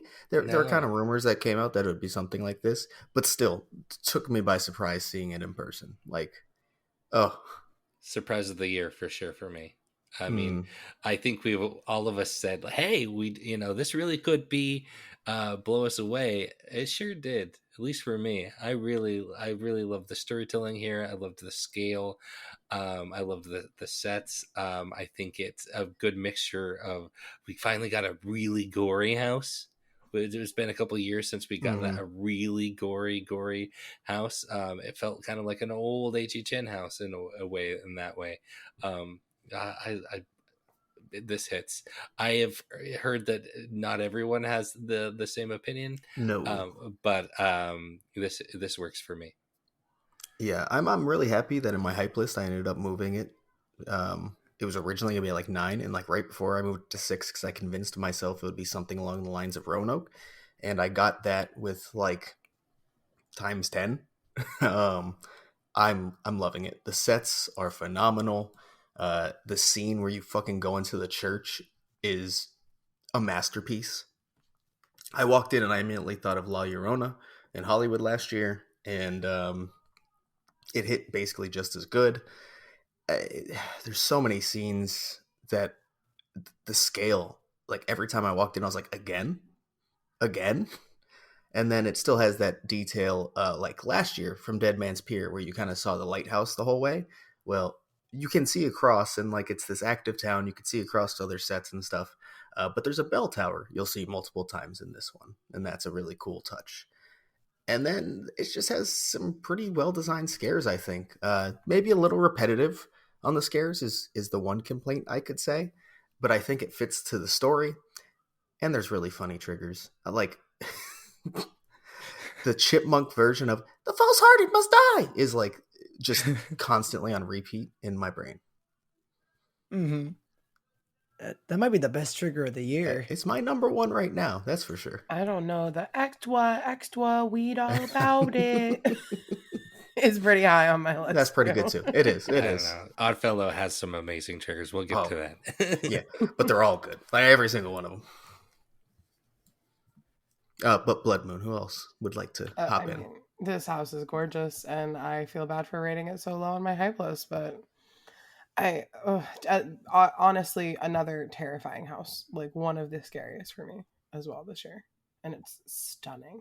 The sets are gorgeous for this house. Absolutely phenomenal. I was not like we were saying, we were hearing rumors that it was as good as Dead Man's Pier, but like these are might be better. I don't know. They're really big. They're really big, really detailed. There's so many props in them.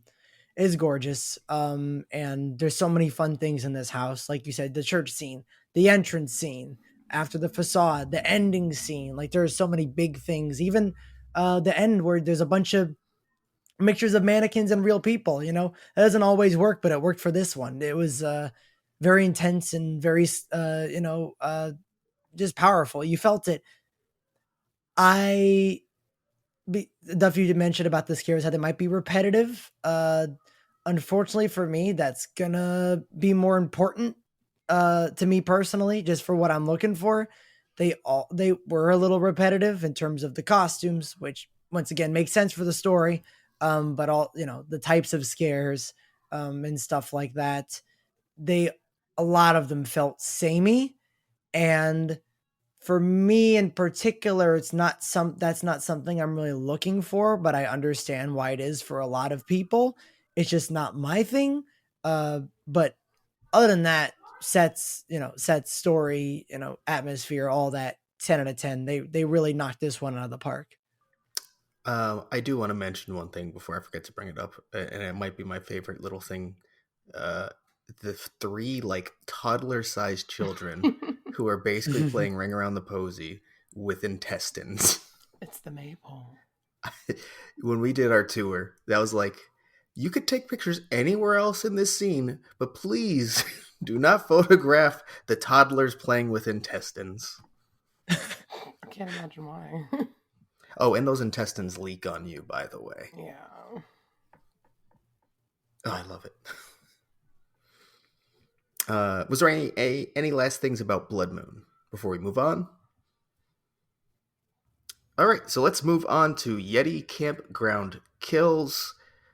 What can't be fun? And I'm just gonna say it right now. I think I like it better than Terror of the Yukon. Same. Won't even lie. It's campy, it's fun, the costumes, the Yetis.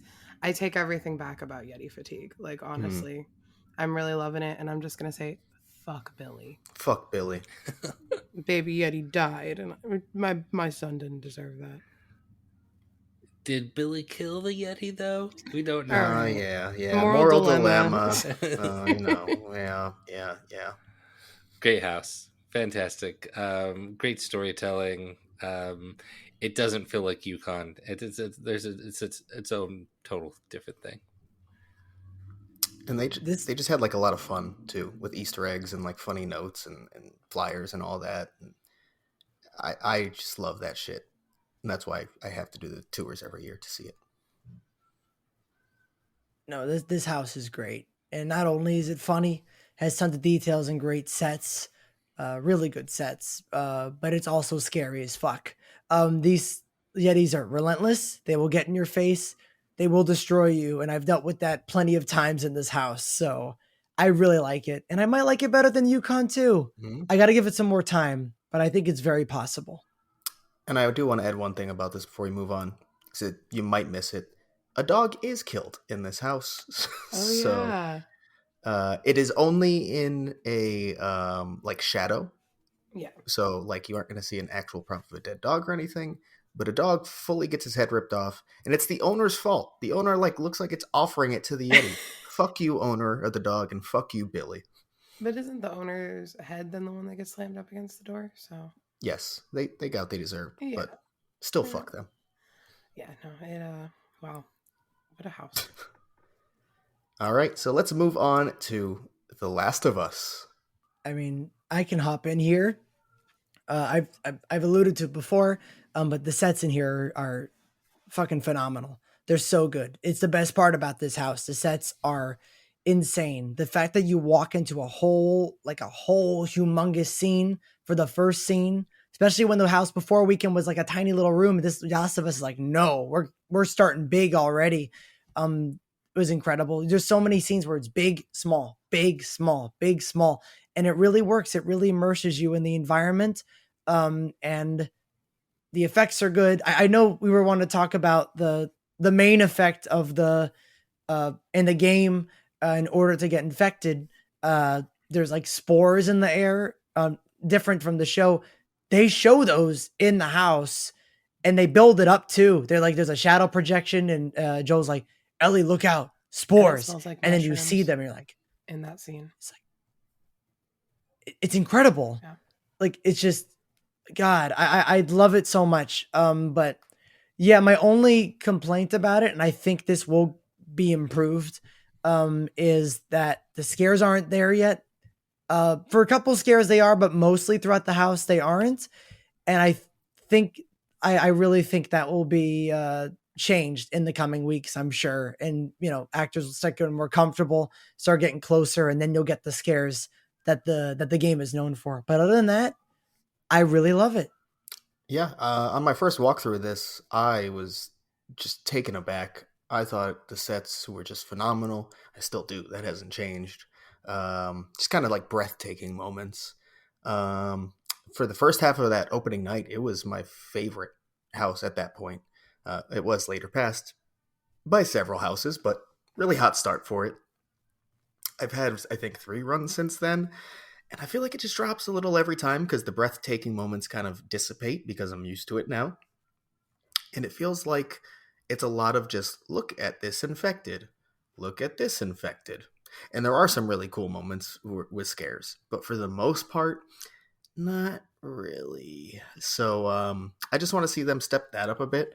And it's definitely not like a scare actor thing. That is definitely the direction. You can tell that is what they are supposed to be doing. Mm-hmm. I would like to see them more actually come at you a bit. And there's just not a lot of that. Yeah. I will say one of my favorite effects in the event is in there on they're the Molotov clickers. Yes. They are like glowing from the inside out, and it's honestly one of the scariest moments in the house for me too, because it's one of those mirror scares and it's a double scare. So like I agree, I don't think the scares are there yet, but that one particular scene I can't walk by without screaming. But this house is stunning. I just finished the game like right before the event started, so it was like a perfect way to finish it, get emotionally invested, and now I get to live it for the next 2 months. So definitely no complaints on that. The costumes and the masks are stunning. The bloaters and the clickers, like specifically, are exactly what I wanted.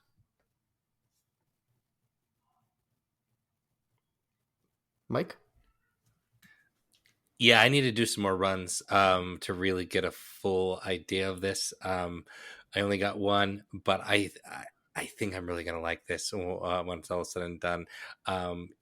Right now, it's just kind of fallen mid-level for me because I do think some of it is a bit repetitive, but really solid house. One thing to add, because we didn't talk about it, outside the queue, they play the score, but it's just the main theme over and over Oh my god, and over again. Sleepy. And there's a huge good score to pull from, but it's just the one guitar plucking theme the whole time. And it's like, can you add some? Thank you. Just wanted to point that out. Yeah, it is exhausting. Specifically, but also that first room, we do get to see the seeds sets being reused. We do. All right, let's move on to the darkest deal. Any concerns I had about the story not being portrayed well, gone. Goodbye. Out the window. I love you. You tell your story so well. The way, I think, Jess, you had a very good point about how, I think you said all the houses have elements of like Hollywood feel and like the transitions. I think this is the one exception for me where this just feels like an Orlando original through and through, like every moment. 100%. It has elements of graveyard games, a beautiful story. The characters are so cool. The scare design is the best of the year by far for me. There's so many unique scares in it. I it's and as soon as you walk in, you get the fucking like the actual deal itself, and you get to watch the deal be signed like with lighting across, and it there's just so many cool effects and elements and scares, and I love it. I really love it. Yeah, I know this was pretty high on my hype list too. But like you said, worry was, can they do the story right? And not only did they do it right, the main story is told, but now I can get into like there's so many other things like, oh, you see his mother and his mother like, why did you leave me? Why did you leave me to die? Like fame getting to his head. You see the people as like, I guess like ghosts or some sort of. You see the graveyard where all the people that the collector made deals with, all the musicians. You see them dead. And how this fame has killed everyone, and it's like almost like a poison. Once you get famous, there is the literal he'll take your soul, but also being famous could take your soul, in a figurative way. And I think that's the coolest part about this house. The scares are very much there. The sets are great. There's lots of fun moments where you just see Pine Straw playing music and it's like, yay, I'm having a good time in this part of the house. And they pull off the finale. The finale is absolutely perfect. And my main concern, can they actually build up to that moment? That is the most important moment. Besides the deal being signed, is him. That's it. The contract's fulfilled. The soul's gone. And they do. And that is why this house is so fucking good. So yeah, love this house. This house is absolutely fantastic. I don't have much else to add that you guys didn't already hit. But yeah, no, the story comes through well. There's a lot of uniqueness to it. I just love it. I just love it. I did want to bring up one specific moment, since it's the spoiler section, that I really love, is when the collector basically informs Pine Straw that the deal has kind of failed, and you're done, you're mine now. And as he's performing on stage, he literally comes up and basically takes his soul from him. Yeah, I love this house. I said it. It's like Graveyard Games meets The Devil, and Graveyard Games is my perfect house. This makes it even more perfect. Set it in like the South again and all of that. I love it. I didn't have the best introduction to it, like I said, but all 3 runs I've had since then have been nothing short of almost perfect, I would say. Even the one where I couldn't see. So I'm just very much already in love with this house, and I can't wait to see kind of where it falls throughout the rest of the season. But right now, it is very high up there. Well, let's take a visit to Pine Straw's neighbor, Dr. Oddfellow, and his twisted origins, which, yeah, they did it. They did it. They made the carnival thing work for me. And it wasn't even by avoiding the carnival. They fully went into it. They just made it their own. And a lot of it has to do with Oddfellow as a character, and again, his presence and the story behind it, all the references throughout this house. And it's fucking scary too. Oh, like so there's scary. some really good scares.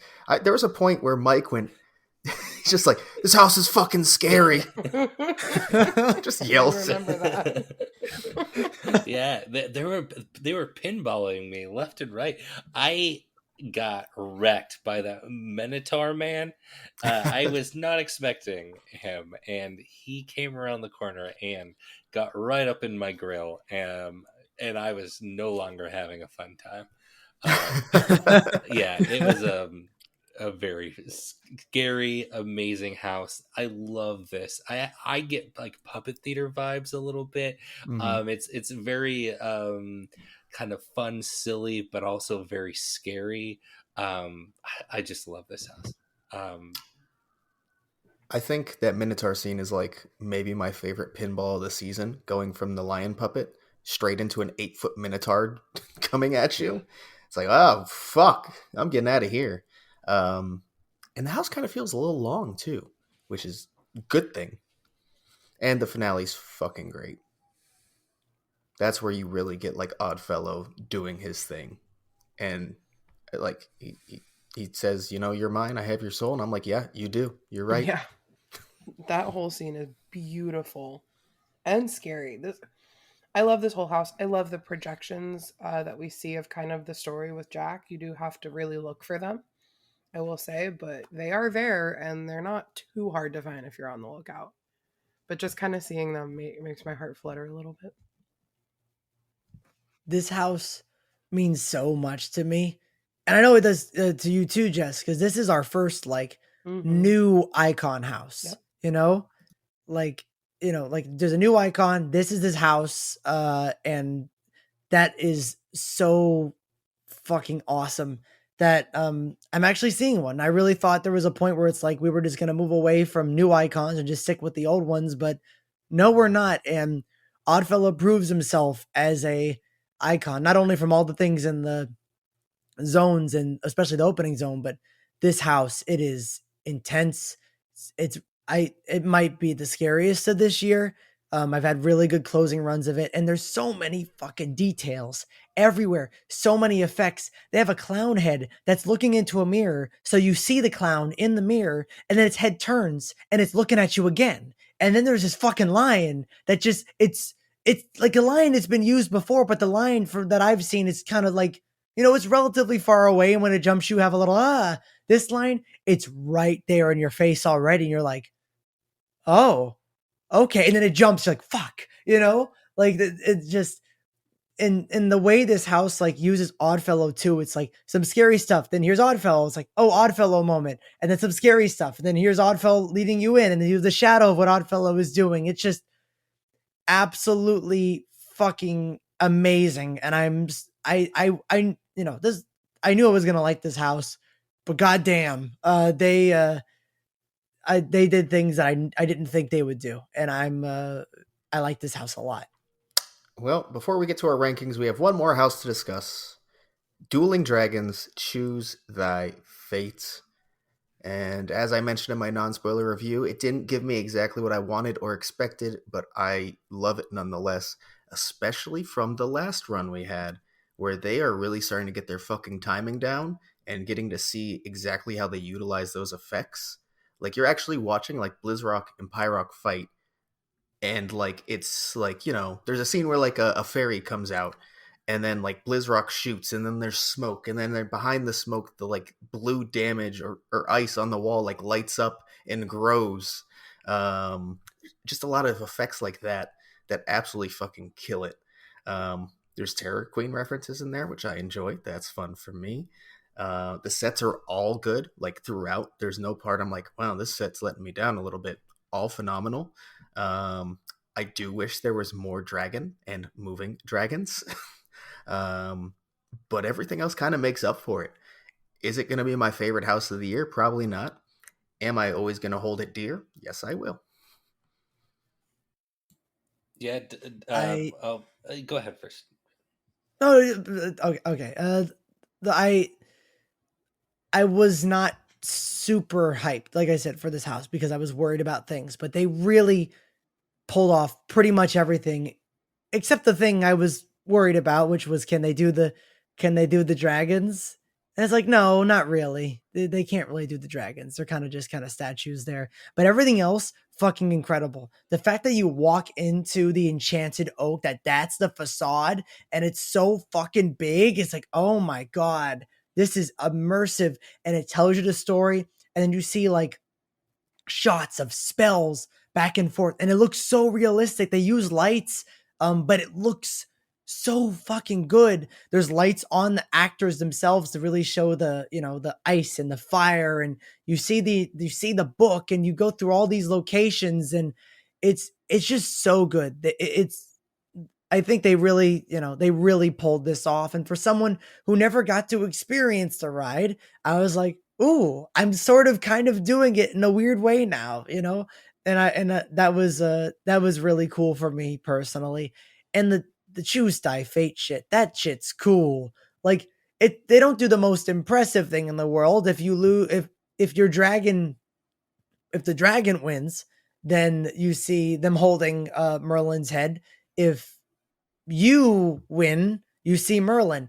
So it's not like too impressive, but the fact that you get to choose each time and you get to be like, hey, did you win? Did you lose? And sort of, try to guess which one's going to win or lose that day. Like that shit's fun. I love that. Like this is, I'm going to stop talking about because I know we have a lot more to discuss, but this is a great house. I love it a lot.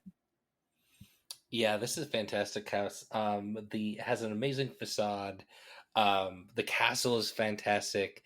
The dragons are fantastic for what they are. I will say that I was I was hoping for puppets when we got statues, but for what they are, they're fantastic. I love this. I love the really, they really went deep into the char versus ice throughout the house, and they have put so much detail when it comes to those effects with the burnt effect and the frozen effect, and it they don't cheap out on it. It's really good. Yeah, everything you guys have already said. I really do love the effects on the costuming for the fire and ice. I wish we had dragons, like actual dragon puppets, but I kind of knew in my heart it wasn't gonna happen. But scenic wise, it's stunning. Oh my god! And the unmasking tour only made it better. All right, I think it's time. Oh, Week 1, opening week, house, rankings. And I think just like our hype list, we all have the same number 10. So on the count of 3, 1, 2, 3, Chucky. Cock. Sorry, we have nothing to add to that. We've said enough. Sorry, Chuck. Don't fuck with the Chuck. Who wants to go with their number 9? Mine is Stranger Things, but it's a high number 9. Mine is Stranger Things, but it's a not so high 9. Mine is Stranger Things, and it's 9 on this list. Dang. Well, mine is also Stranger Things. Damn, missed opportunity. All right, I'll hop into number 8 because it's kind of surprising. The Last of Us. It just has fallen because like the lack of honestly scare design at all. My number 8 is Yeti. I don't. It's great. I hope to go at higher, but it's number 8. My number 8 is Universal Monsters Unmasked. It hasn't been hitting for me yet, but I think it will. I think it just needs a couple, like sort of like Legends, just needs some time, and I think I'll really start to like. I will say 8 does not mean bad. I think everything 8 up is really solid houses. I'd just like to tell everyone who got pissed at me when I put that number 8 on my hype list. Jonathan just did it in his real life list, so go be mad at Jonathan. I've already yelled at him about this. chainsaws. No, about monsters. I think that it is getting unfairly rated by a lot of people, not just Jonathan, because people don't have emotional attachments to these monsters like they did with Mummy and all of the others. But is that unfair? I is think that a personal ranking? No, I don't know if it's unfair. I think that it might be unfairly put lower because in people's heads, we've seen Phantom before, we've seen Hunchback before, so newer originals or newer IPs are always going to be higher, I feel like. So to me, that's a little unfair because this is a whole new house. But I don't think you remember. I was really excited for Phantom. Oh, I know. I'm not saying you. That was more of a general other people thing. Oh, okay. I did say everyone else. I didn't say just Jonathan. Okay. I didn't say just you. That is true. If you're feeling offended, it's probably because you should be. That's fair. My number 8 is also Yeti, Mike. And Jonathan, just like you said, 8 isn't bad. It's where it Mhm. fell. Yeah, for me, 9 isn't bad. Yeah. There's just so many good ones. Yeah. All right, my number 7 is The Exorcist Believer. It's just fun in the scary way. Like going through it's such a like scary, well built house that it's just so much fun walking through it. Nothing spectacular, just fun. Yeah, my number I'm 7 is The Last of Us. Hmm. I feel like I'm gonna just rapid fire in mine because I've already talked enough about all these. That's fair. That's so fair. Duff, I'm gonna go right with you for my number 7, The Exorcist Believer. Hell yeah. That's Welcome to the also Yeah. club. also mine. Oh, 7 Club, baby.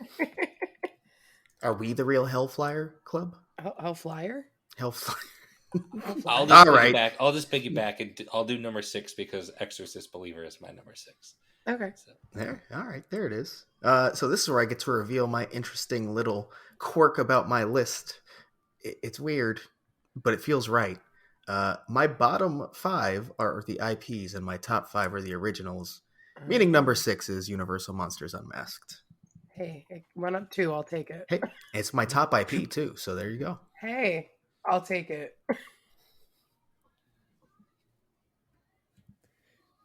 Anyone? My number 6 is not an IP. It is an original that I do think will go higher later in the season. But right now it's Blood Moon Dark Fuck you. Offerings. Wow. well, That's so fair. no, That's it's so not. fair. No, it's not fair. That's not It is. fair. It is. 'Cause Jonathan, don't let yourself be Wow. harassed. Like, damn. listen, like it's scenically one of the best fucking houses I've ever seen. The only reason it's at 6 is because of my weird repetitive scares quirk. That's really it. Everything else I really like. It's just that's holding it back for me right now. You're still not supposed to take my abuse like that. That's fair. I mean, He's too tired to fight Still right not now. fair. Still not. I'm very tired. All right. So my number 6, and again, this isn't because it's bad, and it kind of hurts putting it this low, but it's Dueling Dragons. Wow. Yeah. Well, All right. my Oh, number go ahead. 5 is Dueling Dragons, and I would just like to point out that I have dragons higher than Jess, and she seemed to be upset and on my hype list that Dueling Dragons, I had it at 5, and it's still 5. I And I have a I hype. yelled at Fear and Beer for much worse, to be fair, with dragons. So you got out a lot easier. But I have it higher than you on, You do? Hey. on week 1. My number 5 is Yeti Campground Kills. It's a lot of fun. Big ass Yetis, campy. You can't really go wrong. It's really good. My number 5, I was almost the bottom 5 almost were all IPs too. But Blood Moon was the one buffer. 5 for me is The Last of Us, and if the scares improve, it will go higher. If the scares stay where they are, it will fall lower. I tend to, I want to give it a little bit more time before I figure out exactly where I want to put it. That's fair. It's also my number 5, The Last of Us. It is. It's not. I mean, it's my highest IP. That's not an original take on an IP. We'll get there in a minute. But yeah, I'm really in love with this house. I do kind of see it either falling or getting higher depending on kind of where the actors take it now. Because scenically, they've done it. So I just kind of need more consistency with them, and I can see it going up. Or if it falls, that's what happens. All right. Well, my number 4 is Dueling Dragons. Again, a lot of fun. Very sentimental for it. It's not the best house of the year, though. My number 4 is Universal Monsters Unmasked. Whoa. I thought that would be higher for sure. I mean, Yeah. look at the 3 that are above it. No, I know. Yeah. I think I'm staring at them right I'm now, shocked actually. that it's not higher either. I'm shocked that it's not higher either. It's just purely we have such a great original year, and I was blown away by these other three. Hmm. My number 4 is Yeti Campground Kills. Really enjoyed it. It, funny enough, was number 9 on my hype list, so it raised jump. quite a bit. It had a big jump.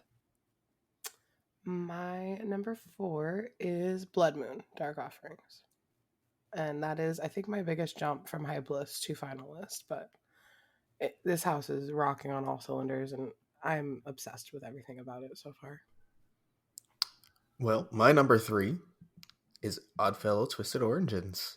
It's really fucking good, guys. I love Oddfellow. I'm all in now. All in. So good. My number 3 is The Darkest Deal. Well, Mike, I'm going to hop right in with you because my number 3 is also The Darkest Deal. And I also think this has potential to rise as well. Me too, potentially. My number 3 is Universal Monsters Unmasked. Wow. Oh. Wow. The collective wow. I believe, because on opening night, I believe, correct me if I'm wrong, I believe that was number 1. So there has been some changes since we last talked. There have, and I had a feeling, and I said it during hype list, I never ranked the IPs that high. And the fact that I was that excited for the IPs, I knew something was going to fall.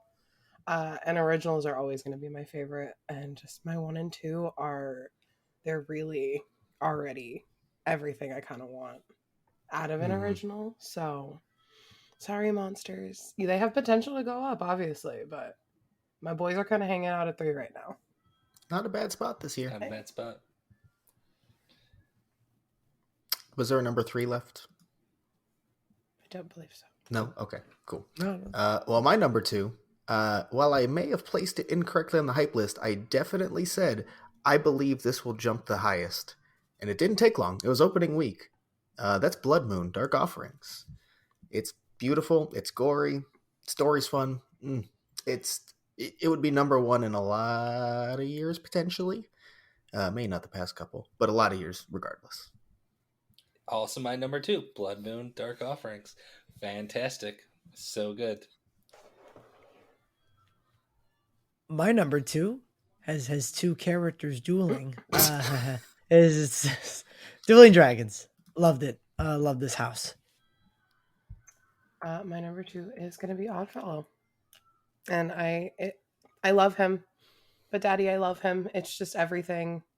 He's my first icon that is new to me, and his house is, I keep saying everything I want, but like legitimately out of original houses, Oddfellows and my number 1 are, besides Graveyard Games, like perfect houses so far.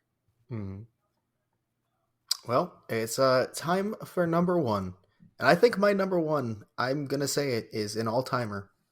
It's probably going to be top 10, and depending how the season goes, even higher in my all-time list. That is The Darkest Deal. I don't know what else to say. The story's great. The scare design's great. The sets are beautiful. It's scary. It's dark. It's a sad, tragic story, too. Give me more. It's awesome. Gotta love some sad, tragic stories. Well, sad, tragic stories are my bread and butter because it's also my number 1. Yeah. I mean, I figured when I said it was Graveyard Games meets the Devil, that was gonna kind of gave it away. Yeah, I mean, you and I both kind of like left that and we're like, oh. And you were like, I thought you said it wasn't good, and I was like, it wasn't the other day. So this house just, between 2 days from Wednesday to Friday, everything changed, and I agree, potential to be an all-timer. So my number 1 is Dr. Oddfellow's Twisted Origins. I am in love with this house. It's so much fun. It's so scary. I love closing with it. For the one time I did it, even when there's light blindness, I think it's just incredibly intense. I love it for all the reasons I said before, and I'm happy that I get to experience my first real new icon house, which is crazy. Oh, can I add here, because I forgot to say it earlier? I think Oddfellow is the best icon house I've experienced. Oh, just throwing that out really? there. Okay. Like icon of the year. So You know what I mean? Like they are the icon of the year in their house. Carry on. That is incredible. That leaves me, I guess. My number one is Dr. Oddfellow, Twisted Origins. So Yes. scary, so fun, amazing, everything. You know, special effects. I could go on. It has literally everything I want in a house. It's silly, fun, scary, all at once. Well, there's our week 1 rankings. We're gonna do this like 8 more times. Do you want me to do Yes, of course our I average do. little list? Yes, definitely. All right. So, in last place with only 4 points, shocking, Chucky. Uh, in ninth place with 8 points, we have Stranger Things. Then in eighth place, sorry, I did not put these in order, so I'm kind of reading as I go. After that, we have The Exorcist with 17 points. Then Yeti and The Last of Us are both tied with 19. Ahead of that, we have Universal Monsters with 23. We have Dueling Dragons with 27, Blood Moon with 30 points, and then Oddfellow and Darkest Steel are tied with 37 for first place. Yeah, because And we split. That's the number beautiful. ones. We did. we did, and we ranked them exactly the same. It's kind of funny. So Duff had Oddfellow with 8 points, and then Darkest Steel with 10. Mike, you had Oddfellow with 10 points, Darkest Steel with 8. Jonathan and I each had 9 and 10 and then flopped. So these houses are obviously terrible. so bad. So bad. Terrible year. It's an Guys. awful Don't come to house the here. event. You don't want to clog up the lines. Let us go. It's okay. Seriously though, HHN 32 is a phenomenal year, and I cannot wait to keep attending and talking about it on the show because things are only going to get better from here. Absolutely. And then, because we are at a 3-hour episode, I am going to do a 30-second speed run of Hollywood announcements just because we have to say them because it starts this week, and then we'll talk about them when we go more. The 2 remaining scare zones that were announced: Ghosts with a Z. It's the Chainsaw Zone. Ghost with chainsaws. The other zone, Toys with a Z. The toys are alive, and they're evil, and they want to kill you, and they're devilish dolls. Yep. Also, the live entertainment has been announced. The coolest of the 2 is definitely the Purge Dangerous Waters. So that's going to be a Waterworld Purge show. That sounds fucking cool. It also likes to point out that it ignites a fiery EDM show as they fight to survive. It sounds goofy and fun. And then Blumhouse Behind the Screams, which is basically a behind-the-scenes look at upcoming Blumhouse films. And they're going to have kind of like a little museum-type thing with props and shit as well. Yeah. And then, what do you guys think? Do we have time for voicemails, or should we hold them? Can we hold them till next week, please? We can hold them till next week. Yes, let's hold them. That it means let's just wrap up the show. Thank you for staying with us. I know it's been a long one. As always, you can find us on Twitter, Instagram, and YouTube at HHN365 and on TikTok at HHN365pod. Join us in the Discord and let's discuss these amazing houses. We have a merch shop at hhn365.com, and you can always leave us a voicemail at 407-906-4134, and we'll see you in the streets.